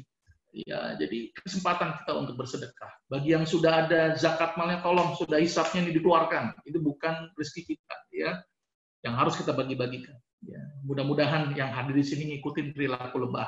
Punya gaji 10 juta, 9 juta diinfakkan, 1 juta dipakai. Ya, minimalnya nggak usah kayak lebah deh, 2,5% saya dikeluarkan sudah cukup lah insya Allah. Ya. Ini sebagai slide terakhir, tolong kalau buka ya jangan berlebih-lebihan, hindari yang dingin, asam dan pedas, gitu ya. Terus perbanyaklah ketika, nah ini penting juga ini. Jadi gini, ketika buka aja, tok tok tok tok, gitu ya. Kurma, habis kurma air putih, habis air putih bolehlah snack sedikit, jangan banyak-banyak dulu. Kemudian langsung wudhu, sholat. Habis sholat boleh makan. Saran saya tidak makan berat. Kalaupun makan berat sedikit saja. Karena kalau makan berat nanti akan berdampak sholat tarawihnya. Udah ngantuk terus-terusan tuh. Kalau lagi jamaah itu dicari imam tuh yang bacanya ina terus-terusan biasanya favorit itu. Yang panjang dikit ditinggalin itu. Karena ngantuknya yang luar biasa. Karena tadi makan yang berlebihan menyebabkan jadi ngantuk. Jadi saran saya kalau makan banyak itu ya udahlah setelah sholat tarawih. Itu jauh lebih aman untuk sholat tarawihnya. Kalaupun terpaksa makan, ya adalah sedikit dulu. Beri kesempatan kepada lambung, jangan berlebihan. Nah, ketika sahur yang tadi belum saya bahas, tolong ketika sahur jangan makan makanan yang banyak mengandung minyak dan santan. Ingat, minyak dan santan dengan air itu nggak bisa bersatu. Jadi bisa menyebabkan air itu tidak banyak diserap dengan kandungan yang mengandung minyak dan santan. Jadi saran saya ketika sahur itu tolong perbanyaklah makanan yang tinggi serat karena dia mampu mengikat air. Manusia itu lebih kuat lapar ketimbang haus. Ya, yang paling ditakutkan Ramadan adalah haus. Ya, karena memang kondisi kebutuhan tubuh kita tentang air ini cukup banyak. Manusia bisa tidak makan, itu bisa bertahan sampai 40 hari. Tapi manusia tidak minum hanya bertahan sampai maksimal 7 hari. Jadi harapan saya ketika sahur perbanyaklah makan yang mengandung serat, berarti sayur, buah. Terus buahnya apa dok? Ya mengandung serat banyak, tapi yang paling tinggi kandungan seratnya adalah apel. Ya apel. Apel itu mengandung senyawa pektin yang mampu mengikat air. Gitu ya. Tapi ternyata bagian dari apel yang paling banyak pektinnya adalah pada bagian kulit apelnya. Jadi ternyata kulit itu bermanfaat. Tadi kulit apa tadi itu? Kulit pisang kan bermanfaat. Terus kemudian kulit apel bermanfaat. Kulit manggis bermanfaat. Kulit duren, ini belum ketemu. Manfaatnya apa? Jadi tolong nih jangan tapi kan ada lilinnya. Pakai apel yang lokal saja. Tapi kan ada pestisidanya. Bisa disiramlah dengan air hangat. Atau pilihlah buah-buahan yang sudah sortiran tuh, yang ada uletnya itu. Itu biasanya itu aman dari pestisida itu. Malah mudah-mudahan dikasih gratis itu makanan, beliin apel yang sudah sortiran. Ya, tapi artinya yang lokal saja itu jauh lebih bagus. Ya, terus kemudian habis sahur, habis sholat, saya berharap sih tidak tidur lagi. Terus ngapain ya? Olahraga, ikuti kajian-kajian. Ya, mudah-mudahan menjadi keberkahan. Ya, karena berkah itu kan sebenarnya aktivitas kita. Kalau aktivitas kita semakin mendekatkan diri kepada Allah, maka hidup kita akan menjadi berkah. Tapi kalau aktivitas kita semakin menjauhkan diri kepada Allah, maka hidup kita tidak akan berkah. Jadi puasa ini menuntun kita mudah-mudahan menjadi sehat dan berkah. Sama tadi nih, sedekahnya tolong diperbanyak. Ini masyarakat kita masih dibutuhkan. Jadi bagi jamaah di sini yang rajin sedekah, mudah-mudahan akan diperbanyak rizkinya oleh Allah. Dan yang terakhir, janganlah makan berlebihan. Dan mudah-mudahan sekali lagi, dengan puasa ini, mudah-mudahan kita tergolong dan termasuk orang-orang yang bertakwa. Karena memang target puasa kita ini adalah la'allakum tattaqun. Mudah-mudahan yang ada di sini bertakwa, menjadi orang-orang yang bertakwa semuanya. Dan mudah-mudahan bonusnya tadi sehat, awet muda, ya nggak gampang kena penyakit. Dan mudah-mudahan hidupnya diberkahi oleh Allah. Mudah-mudahan bermanfaat dan mohon maaf kalau ada kata-kata yang salah. Saya akhiri. Assalamualaikum warahmatullahi wabarakatuh. Silakan kalau ada yang bertanya. Waalaikumsalam warahmatullahi wabarakatuh. Luar biasa sekali. Makasih banyak, Dokter Agus, pemaparannya. Ya, pencerahannya luar biasa. Banyak hal yang baru saya tahu nih, Dok. Izinkan saya menyimpulkan sedikit ya, Dok. Silakan, Mas Nur, silakan. Puasa itu memang terbukti atau proven, valid, memberikan dampak positif bagi tubuh manusia, seperti memperpanjang umur, memperkuat imun, meningkatkan kesuburan, menambah growth hormon yang mendukung pertumbuhan. Dan menariknya lagi nih Bapak Ibu, nasabah Muamalat Prioritas, bahwa kesimpulan itu dilakukan oleh lembaga atau institusi riset yang kompeten dan bahkan mungkin bukan orang non-muslim, jadi sangat independen. Jadi memang betul terbukti puasa itu berdampak baik juga untuk tubuh kita.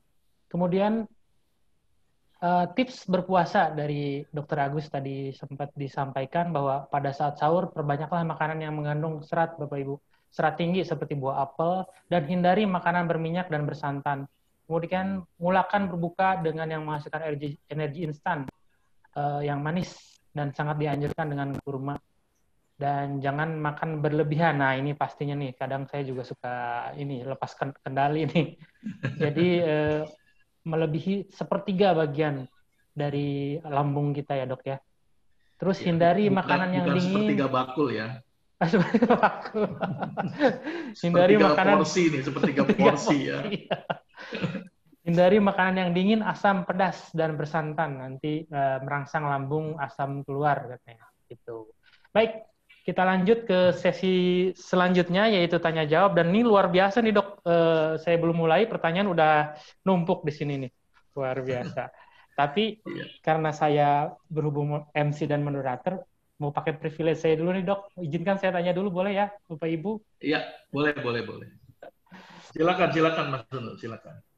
Baik, sebetulnya saya sampaikan dulu, Bapak Ibu yang terhormat, jika ingin mengajukan pertanyaan, silakan drop di kolom chat, dan saya memang sudah menerima nih ada beberapa pertanyaan.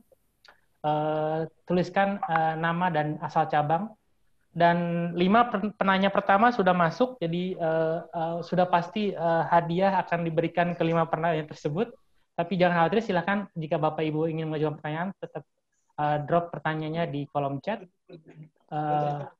Nah ini dok, pertanyaan saya dok.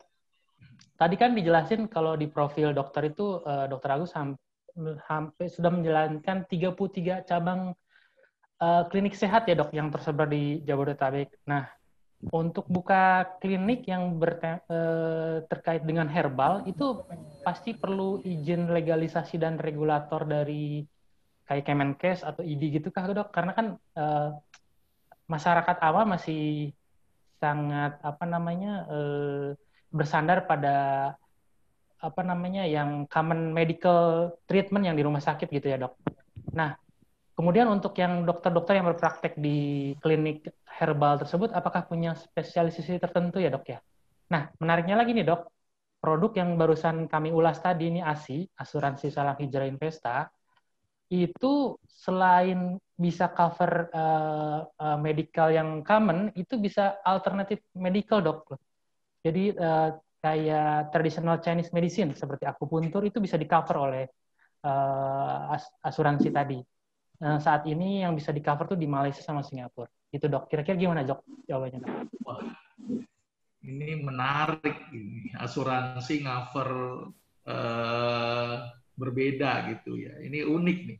Jarang ya dok ya. Apalagi kalau bisa cover herbal, wah mantep banget nih saya jadi ininya deh nih ya. Jadi agennya kalau perlu deh ini ya. Karena buat saya ini unik loh, tidak semua loh perusahaan asuransi itu sepengetahuan saya itu nggak ada yang mengcover alternatif medicine, nggak ada. Ya sepengetahuan saya lah. Jadi kalau memang ini bisa, wah masya Allah luar biasa. Dan harapan saya sih mudah-mudahan herbal bisa di cover lah mudah-mudahan. Jangan Cina doang gitu kan, herbal juga di cover kalau perlu ya. Harusnya ke depannya kali ya dok. Harusnya lah, mudah-mudahan harusnya bisa ya. Tapi tadi yang klinik itu perlu izin khusus ya, jadi dok? gini, jadi pada dasarnya begini, Aki. Pada dasarnya dokter itu sudah biasa meresepkan herbal. Ya, contoh yang paling sederhana kalau dokter meresepin Inbus. Inbus itu herbal. Batu in elixir herbal, ya. Terus kemudian Stimuno herbal gitu ya. Laminaria herbal. Jadi sebenarnya pada dasarnya dokter itu secara tidak sadar sudah meresepin herbal.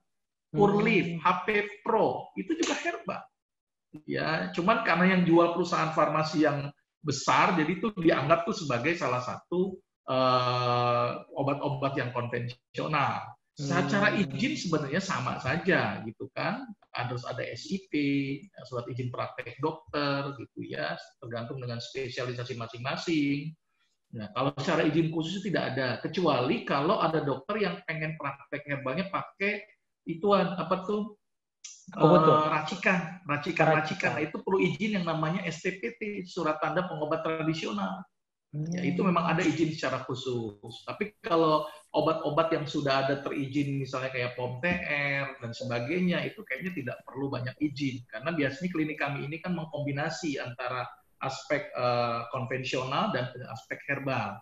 Karena ternyata ada beberapa kasus, misalnya kasus-kasus akut, kasus-kasus yang sifatnya mendadak, itu nggak bisa kita pakai herbal. Misalnya contoh, kita harus nginfus gitu kan nggak mungkin saya pakai herbal atau pakai batok kelapa, kan repot itu. Jadi mau nggak mau saya pakai cairan infus gitu ya. Jadi kita mengkolaborasi. Sebenarnya tidak ada perbedaan secara herbal atau konvensional. Ada beberapa kasus yang bisa pakai herbal, ada beberapa kasus yang memang herbal tidak bisa, harus pakai obat konvensional. Misalnya orang yang kejang, mau tidak mau harus pakai stesolid. Jadi sebenarnya tidak terjadi dikotomi. Ini klinik biasa, izin klinik seperti biasa, izin praktek dokter seperti biasa, cuman kita hampir menggunakan banyak herbal di dalamnya ketimbang dengan obat-obat konvensional. Kira-kira begitu gambarannya. Oh, begitu. Baik. Iya sih dok, kalau yang tadi dokter bilang diharapkan bisa, betul, bagus juga ya. Jadi kalau herbal bisa diakomodasi kan, kita nih jamu empon-empon kemarin sempat viral ya dok ya. Iya. Semoga ke depan kita jadi pusatnya herbal di dunia kali ya dok. Karena harusnya memang begitu. Karena memang yang TCM itu di cover di Singapura dan Malaysia itu udah terstruktur dok, udah terbangun sistemnya. Jadi dia udah sampai skala rumah sakit. Anyway dok, kalau dokter sebagai kepala keluarga nih, kalau dihadapkan pada dua pilihan, Misalkan jika terjadi ada risiko kesehatan nih. Kira-kira dokter mempersiapkan dana tabungan saja atau juga beli asuransi, Dok? Saya milih dua-duanya deh. Nggak milih salah satu. Tabungan penting, ya asuransi juga penting lah ya. Jadi saya dua-duanya lah ya. Jadi karena memang ada yang memang keperluan yang dari tabungan, ada keperluan dari asuransi. Jadi kalau muamalat sudah ada menyediakan tabungannya dan asuransinya, wah keren ini. Ya, ya saya juga nasabah muamalat cabang Bintaro. Alhamdulillah. Ya. Cuma belum prioritas ini. Sebagian masih di bank lain kayaknya di Dok, atau coba dipindahkan ke kita.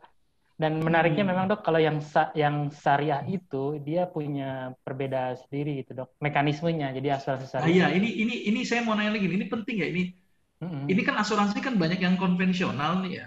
Betul Dok. Ini syariah, ini benar-benar syariah ya. Artinya ini kan kadang-kadang orang cuman label syariah tapi tidak syariah. Ini benar-benar sudah terpisah gitu ya tadi ya. Saya lihat baca sedikit profilnya bagus, sudah terpisah dari konvensional. Ini ya, ada cerita menarik. Titik perbedaannya itu di mana sih antara yang syariah dan yang tidak syariah itu? Ini yang menarik Dok. Sebelum saya jawab ke pertanyaan itu, saya pernah punya pengalaman ketemu sama seorang product head salah satu asuransi terbesar. Dia product head ya Dok, udah tahu murmurnya gitu, dalam-dalamnya under deal-nya produk ya. Dan dia non-muslim Dok, non-muslim. Udah pasti tahu hitung-hitungan. Dan dia sampaikan ke saya belinya produk asuransi syariah loh Dok. Dan dia juga sampaikan database pembeli produk asuransi syariah tuh nggak sedikit juga yang non-muslim. Mereka tertarik dengan konsepnya Dok. Jadi gini Dok, perbedaannya itu kalau yang syariah, ketika nasabah membayar premi atau kontribusi istilah di syariah, itu bukan masuk sebagai aset perusahaan Dok. Kalau konvensional kan masuk sebagai aset perusahaan. Jadi kalau terjadi klaim yang konvensional, itu yang bayar perusahaan asuransi. Tapi kalau yang syariah, dana itu masuk ke namanya pooling account Dok. Dana tabaru, dana tolong-menolong. Jadi bayangkan Dok, kalau insya Allah nasabah ini membeli asuransi dan insya Allah sehat walafiat sampai masa proteksinya, ya diniatkan saja itu ibadah untuk menolong orang lain gitu Dok. Luar biasa kan? Dan di samping itu, kalau misalnya nggak ada klaim nih Dok, lebih secara hitung-hitungan lebih positif dibanding dengan yang klaim, itu dikembalikan ke nasabah Dok. Ada namanya surplus underwriter. Nah itu nggak ditemuin di konvensional. Makanya menarik untuk dijelaskan dan diinformasikan ke nasabah, karena dengan kita membeli asuransi itu berdampak luar biasa ke agen penjualnya, ke perusahaan asuransinya, ke perusahaan aset manajemennya. Jadi semua bisnis syariah itu terdampak semua. Gitu sih Dok kurang lebihnya. Oke, jadi mohon maaf nih saya moderator jadi banyak panjang lebar nih Dok. Mohon maaf. Nih langsung ke pertanyaan nih Dok. Ada ya, 5. Boleh. Ada 5 nih udah masuk dari Ibu Saptawati. Selamat nih Ibu mendapatkan e-voucher nanti dari persembahan dari Sun Life dan Manulife.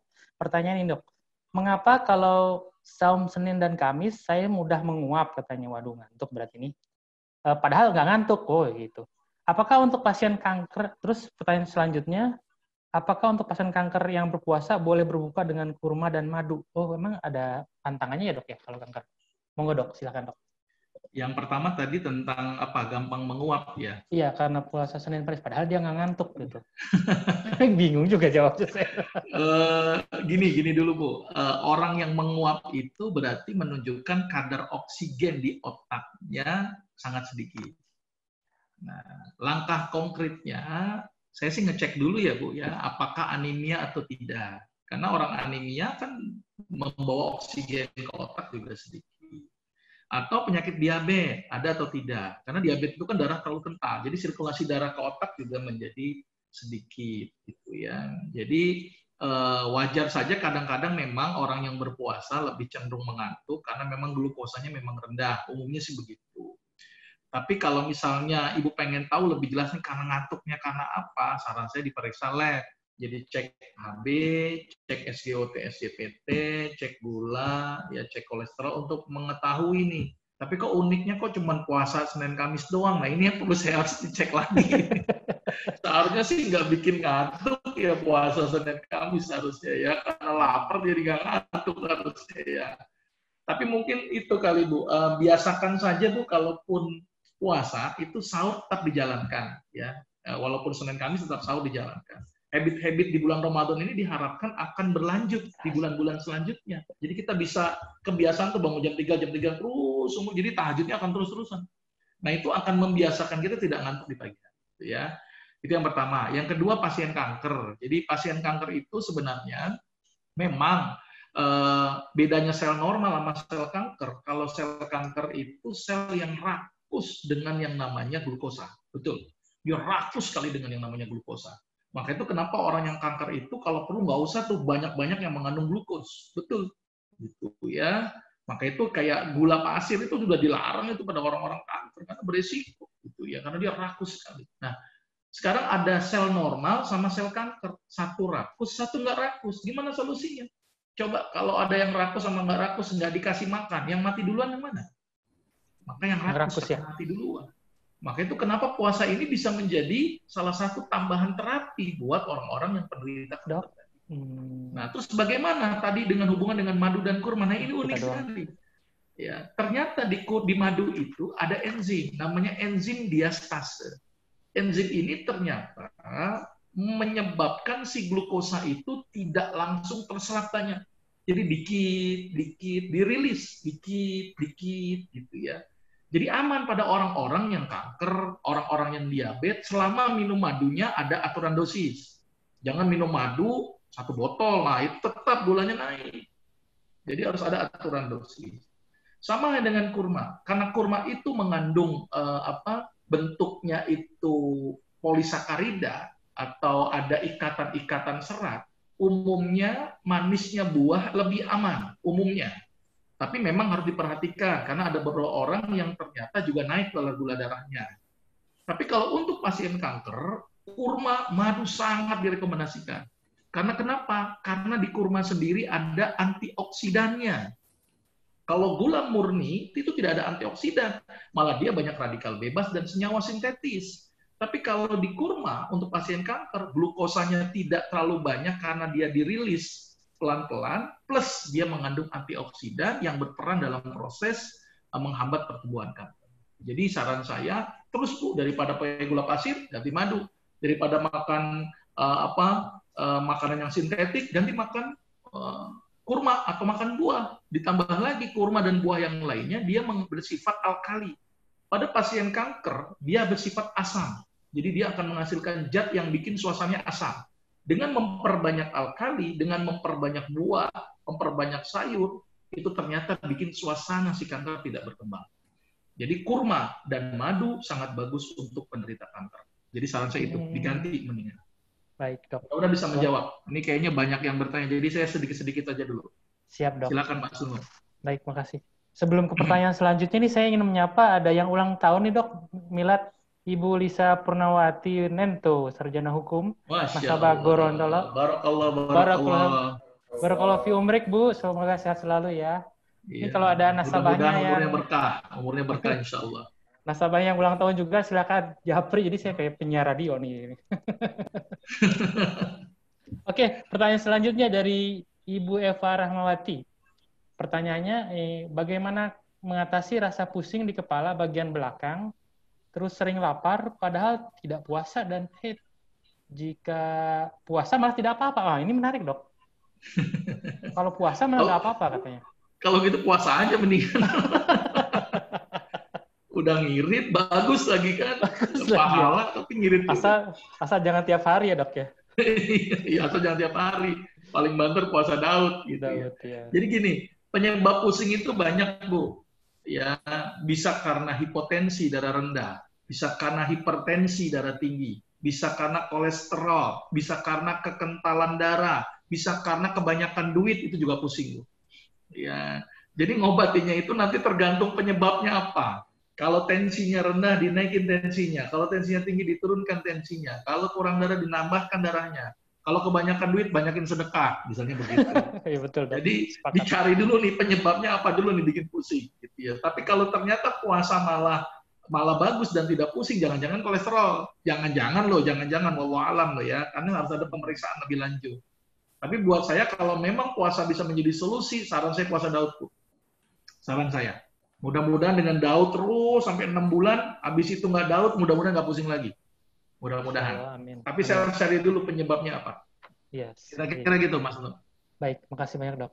Selanjutnya Ya. dari Pak Aminuddin, ini mohon penjelasannya mengenai hubungan puasa dengan pembentukan imun tubuh, Dok. Tadi sebenarnya udah dibahas begini ya. Tapi mungkin Ya, di-highlight sudah lagi, dibahas, Dok. sudah dibahas. Jadi begini, tadi kan puasa itu mengaktifkan proses sel tadi ya, saya terangkan secara molekuler. Bahwa ternyata sel itu tidak banyak dirusak ya oleh yang namanya radikal bebas gitu ya. Ditambah lagi dengan hadirnya puasa, si sel itu bisa repairing gitu ya, bisa memperbaiki diri gitu ya. Jadi termasuk imunnya juga. Nah, imunnya tadi penelitian tadi, jadi tikus itu dicoba dipuasakan, tapi dikasih intervensi bakteri. Ternyata tikus yang dipuasakan itu lebih kuat respon imunnya gitu ya, terhadap bakteri itu sendiri. Jadi hal ini yang menunjukkan bahwa ternyata puasa itu sangat bagus tuh untuk meningkatkan imun sistem. Karena ada tadi kesempatan tubuh untuk diistirahat. Karena kan di dalam tubuh ini ada beberapa organ-organ hormon penghasil imun gitu kan, termasuk di daerah timus, termasuk di daerah anak ginjal, kemudian di daerah limfonodi. Nah, itu semuanya itu kan teristirahatkan. Jadi kesempatan dia untuk repairing, kemudian untuk mengaktifasi sistem imun itu menjadi luar biasa dengan hadir puasa.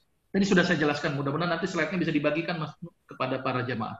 Iya, boleh. Tadi ada yang minta juga, Dok. Jadi izin boleh di-share ya, Dok ya? Silakan. Baik, makasih banyak.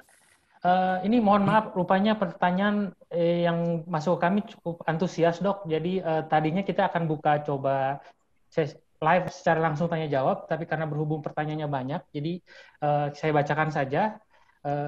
Pertanyaan selanjutnya juga pemenang hadiah dari Sun Life dan Muhammad adalah dari Mbak Fauzia. Pertanyaannya adalah, kebiasaan di rumah saat sahur dan berbuka, kami selalu minum teh manis hangat. Nah, tapi saat wabah COVID-19 ini, saya tambahkan teh manis dengan air perasan lemon. Oh, yang tadi dokter bilang nih. Apakah berbahaya bagi lambung nih, Dok? Katanya. Iya, jadi begini Bu. Jadi gini, lemon itu memang rasanya asam. Tapi kalau dicek pH indikator, dia basa. Seharusnya pada orang-orang yang makan jeruk lemon, harusnya malah aman dan malah bagus. Karena dia basah. Cuma rasanya memang asam. Cuman karena persepsi kita aja, wah ini asam nih, jadi asam di lambung. Jadi kadang-kadang suka menimbulkan efek itu. Nah, saya punya pengalaman dari pasien saya pakai jeruk lemon.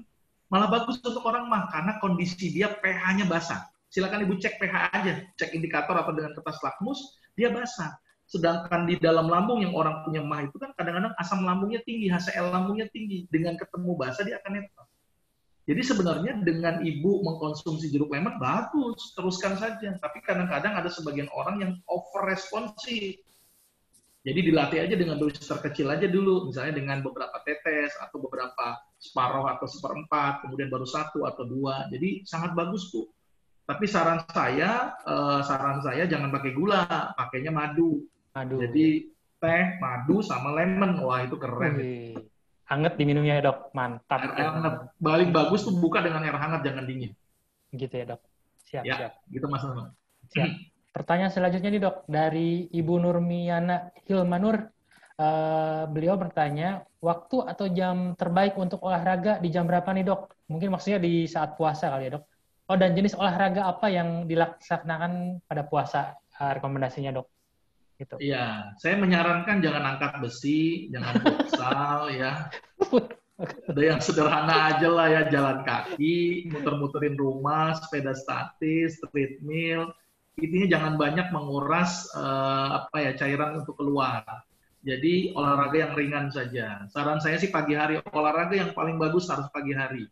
Kalau olahraga malam hari adalah olahraga yang paling buruk. Oh gitu ya Dok? Ya, jadi kalau ada orang olahraga itu sering itu malam-malam pulang kerja, aduh itu beban ginjal menjadi berat. Jadi olahraga itu harus pagi hari. Sering tuh bapak-bapak main badminton malam hari. Itu yang sering terkena serangan jantung mendadak itu gara-gara mungkin salah satunya aspek malam. Ditambah lagi secara ilmiah itu ternyata timbunan laktat meningkat kalau kita melakukan aktivitas olahraga di malam hari. Kalau laktat banyak, maka ginjal semakin berat fungsi kerjanya. Ya, dan tambah pegel-pegel. Jadi saran saya itu jangan olahraga malam hari. Bahkan berhubungan seksual pun sebaiknya pagi hari. Wih, mantap. Sebaiknya. Sebelum kerja ya, Dok. Tapi Dok, itu olahraga malam betul. Jangan sebelum kerja, Pak. Nggak keburu nanti kerjanya. Itu karena atmosfer udaranya atau karena badan kitanya memang disarankan tidak? Logiknya begini. Pada saat malam, kadar oksigen gimana? Sedikit ya, Dok. Karena pada saat malam tubuhan butuh oksigen. Nah, tiba-tiba ada aktivitas yang membutuhkan, kalau kita menghasilkan energi kan tadi butuh oksigen. Oksigennya sedikit.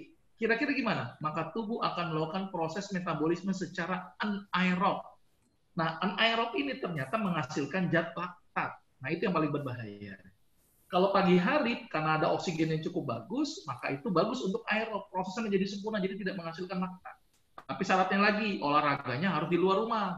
Karena sering tuh ibu-ibu menganggap, saya udah nyuci piring, udah ngepel, ini kan gak olahraga. Ya, saya bilang sih olahraga kalau ngepelnya di luar, nyapu jalan, nyucinya di kali, gitu ya. Jadi ada aktivitas di luar dulu gitu loh. Karena kadar oksigen itu dibutuhkan untuk orang yang berolahraga. Siap. Ini anyway, gitu, Dok. Dokter masih ada punya waktu? Kalau enggak, mungkin saya buka 3 pertanyaan terbuka biar lebih interaktif, Dok. Berkenan? Silakan. Ini yang di chat juga banyak nih, belum dijawab. Iya, mungkin ada yang pengen interaktif dengan dokter. Kita buka 3 penanya aja lah. Boleh. Silakan raise hand, Bapak Ibu, untuk langsung bertanya dengan Pak Dr. Agus. Dan panitia mohon untuk di-unmute.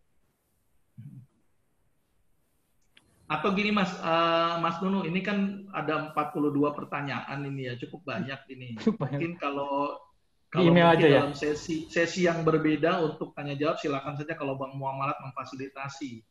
Saya akan coba jawab yang 42. Ini kalau memang Bang Muamalat memfasilitasi. Kayaknya memang nasabah Muamalat ini perlu edukasi, nggak apa-apa. Bapak Ibu mohon yang belum sempat dijawab, bisa sertakan nama RM atau email. Nanti saya follow up melalui email. Jadi insya Allah pertanyaan Bapak Ibu nanti saya lanjutkan ke dokter. Nggak keberatan, Dok, kalau misalnya saya recap? Silakan. Baik. Silakan yang mau bertanya secara langsung. Silakan raise hand. Oh, tidak ada nih malah. Ibu Evi Rahmawati, silakan. Panitia mohon di-unmute. Itu ada Pak Praptono, Mas Nunu. Oh, Mas. Sebentar, Bu Evi dulu tuh. Silakan, Bu Evi. Ya. Waalaikumsalam warahmatullahi wabarakatuh. Ibu agak dekat ke mikrofon dulu, kurang jelas. Kebetulan saya juga sempat beberapa kali ke prakteknya dokter. Alhamdulillah juga.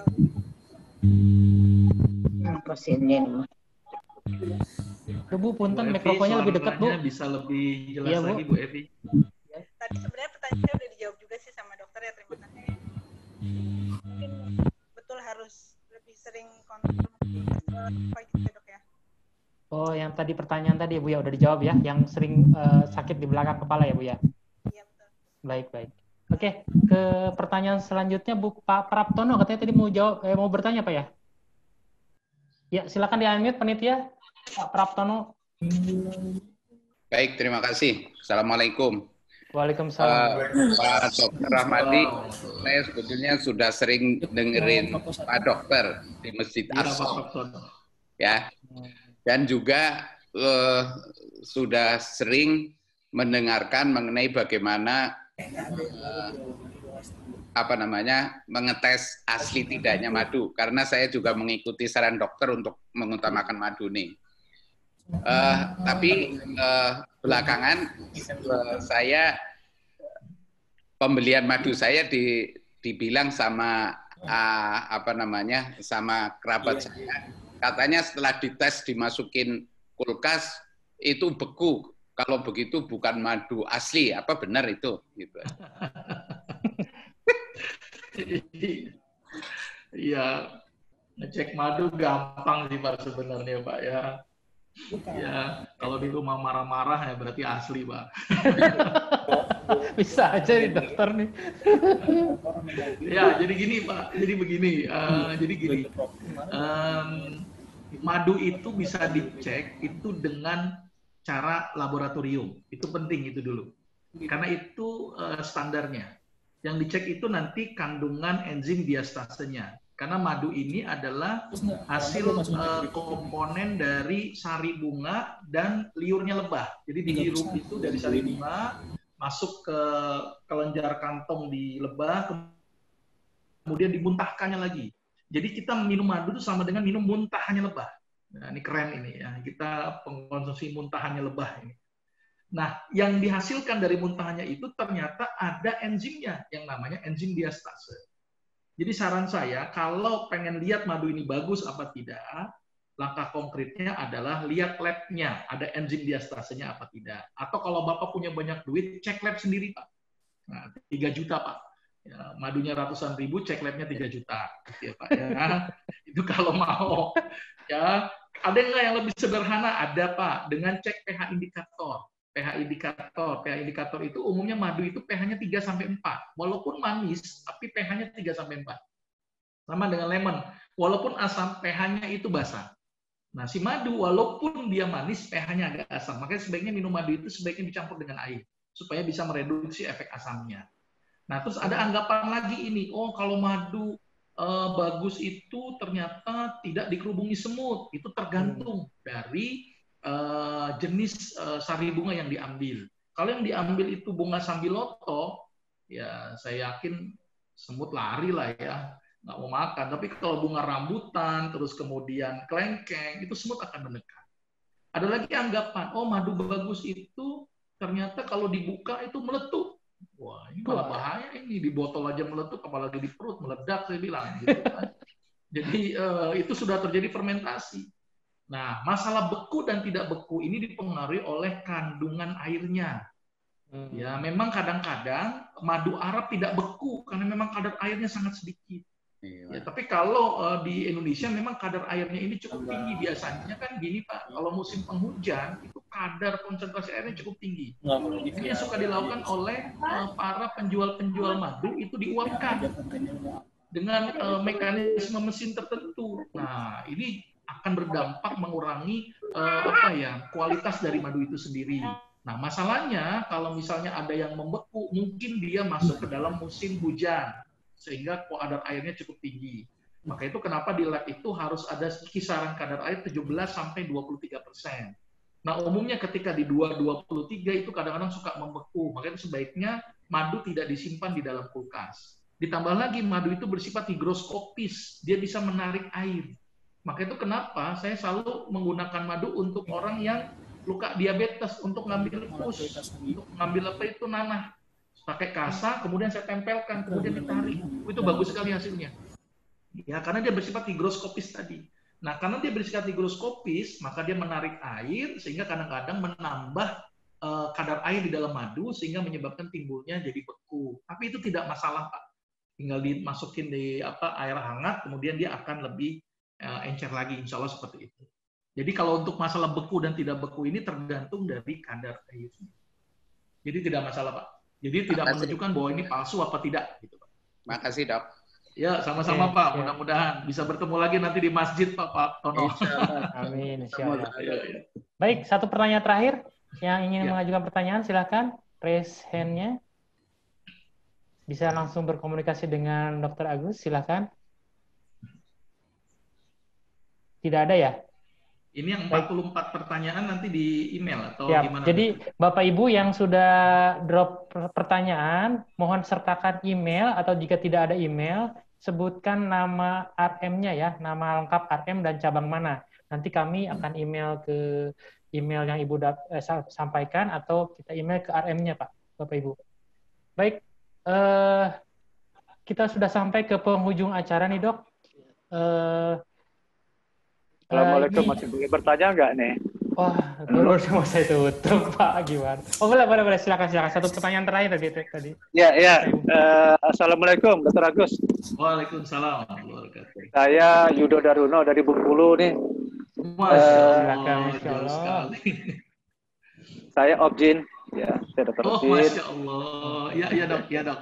Ya, begini, kayaknya sepertinya di masyarakat ini ada beberapa pengertian yang tidak pas ya, kaitannya dengan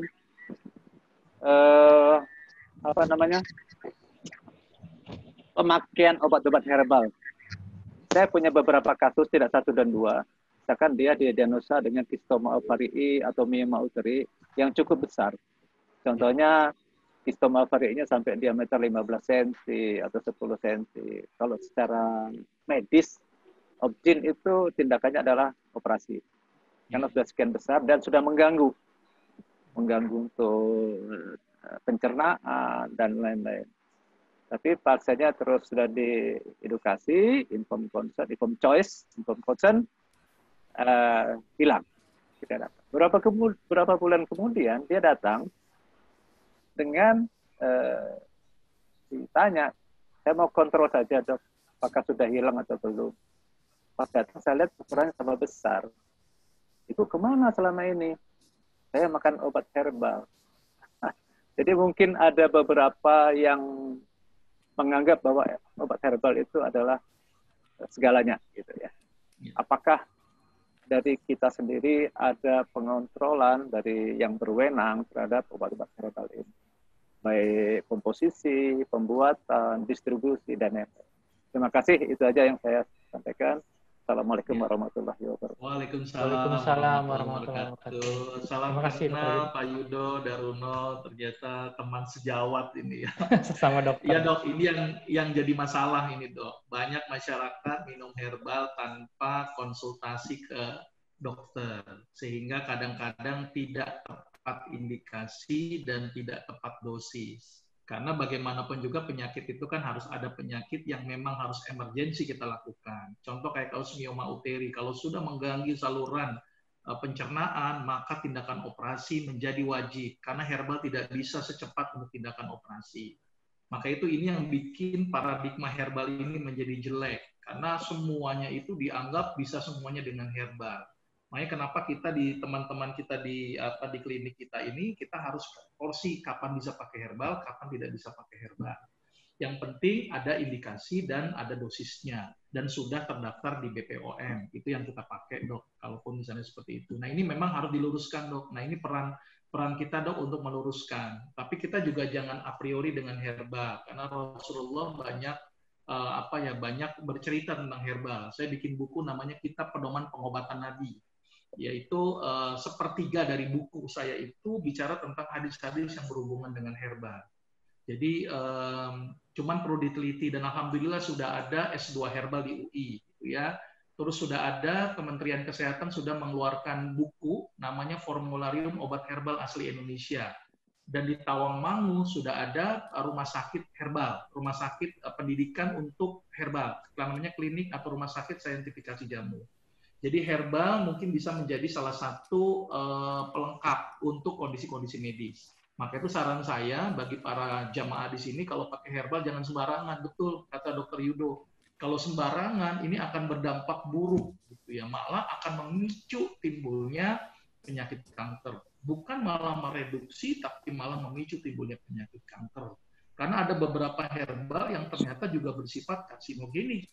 Jadi harus waspada itu penggunaan herbal. Jadi harus orang-orang yang paham dengan menggunakan dan mengalami pendidikan herbal. Memang sebaiknya memang orang-orang yang memiliki latar belakang medis ini juga bisa mengembangkan herbal ini dok sebenarnya. Jadi memang benar dok, jadi harus hati-hati itu untuk penggunaan dosis. Tapi perlu diingat bahwa penyakit kanker ini adalah penyakit gen. Jadi boleh jadi ketika dia sudah dioperasi, pasti dia akan muncul lagi karena ada namanya kanker stem cell atau bibit kanker, bahasa sederhananya untuk orang awam. Maka itu kenapa pentingnya ini nih tadi puasa, kemudian dekat dengan Allah, karena yang mengendalikan gen ini Allah ini semuanya, semua kejadian atas izin Allah. Ya, sama perbaiki pola hidup dan ikuti apa-apa yang Allah dan Rasul perintahkan. Jadi betul Dr. Yudo, masyarakat ini perlu kita edukasi Dr. Yudo. Maka itu berharap Dr. Yudo membantu untuk mengedukasi hati-hati penggunaan herbal kalau tidak. Insya Allah. Kira-kira begitu Dr. Yudo. Terima kasih ya, atas terima kasih banyak Dr. Agus. Terima kasih. Ya, Waalaikumsalam. ya. Terima kasih Dr. Yudo atas pertanyaannya. Baik, Bapak Ibu semuanya, kita sudah pada penghujung acara dan Dr. Agus mohon izin, ini luar biasa antusias para hadirin semua, ini pertanyaan sampai banyak sekali. Nanti insya Allah kami respon melalui email, nanti kami rekap dan email ke Dr. Agus untuk bisa dijawab ya dok ya. Insya Allah, insya Allah. Kebetulan ini sebelum kami tutup, Director Retail Bank kami, Mas Pur ingin menyampaikan sepatah dua patah kata. Silakan Mas Pur. Baik, Assalamualaikum warahmatullahi wabarakatuh. Alhamdulillah wa syukurillah kita sudah sampai di penghujung acara. Terima kasih banyak pada Dr. Agus Rahmadi yang sudah banyak memberikan wawasan tambahan selama kita tadi mengikuti session silaturahmi online kali ini. Dan insya Allah kepada Bapak dan Ibu sekalian, bagi yang belum langsung mendapatkan jawaban dari Dr. Agus, insya Allah dari teman-teman nanti akan mendapatkan jawabannya dari Dr. Agus dan kemudian nanti akan disampaikan. Sebaiknya mencantumkan nomor handphone yang bisa dihubungi dan juga nanti bisa juga disampaikan lewat RM atau cabang masing-masing kepada Bapak dan Ibu sekalian. Sekali lagi terima kasih kepada Dr. Agus Rahmadi atas sharingnya di session silaturahmi Bank Muamalat dengan Sun Life kali ini. Dan juga terima kasih banyak kepada Bapak dan Ibu nasabah Bank Muamalat Prioritas. Kita tadi sudah mendengarkan banyak wawasan tambahan dari Dr. Agus. Dan terima kasih juga untuk Dr. Yudo dari Bengkulu yang mengingatkan kita semua, Dr. Yudo Daluno mengingatkan kita semuanya, walaupun tadi herbal bagus, tapi sebaiknya jangan sembarangan herbal. Tadi tadi diingatkan juga oleh Dr. Agus bahwa sebaiknya menggunakan obat herbalnya sesuai dengan advice dari dokter. Jadi sehingga juga tidak salah. Saya rasa demikian. Sekali lagi terima kasih. Semoga apa yang kita dapatkan dari session silaturahmi online kali ini bisa memberikan kita banyak manfaat, hikmah, dan berkah bagi kita semuanya, terutamanya di bulan Ramadan. Dan jangan lupa Bapak dan Ibu sekalian, insya Allah Bank Muamalat, terutamanya Muamalat Prioritas, akan secara rutin mengadakan kajian-kajian silaturahmi online seperti ini supaya bisa menjangkau lebih banyak lagi nasabah dan dengan topik-topik yang nantinya insya Allah bermanfaat bagi Bapak dan Ibu sekalian. Sekali lagi terima kasih. Wassalamualaikum warahmatullahi wabarakatuh.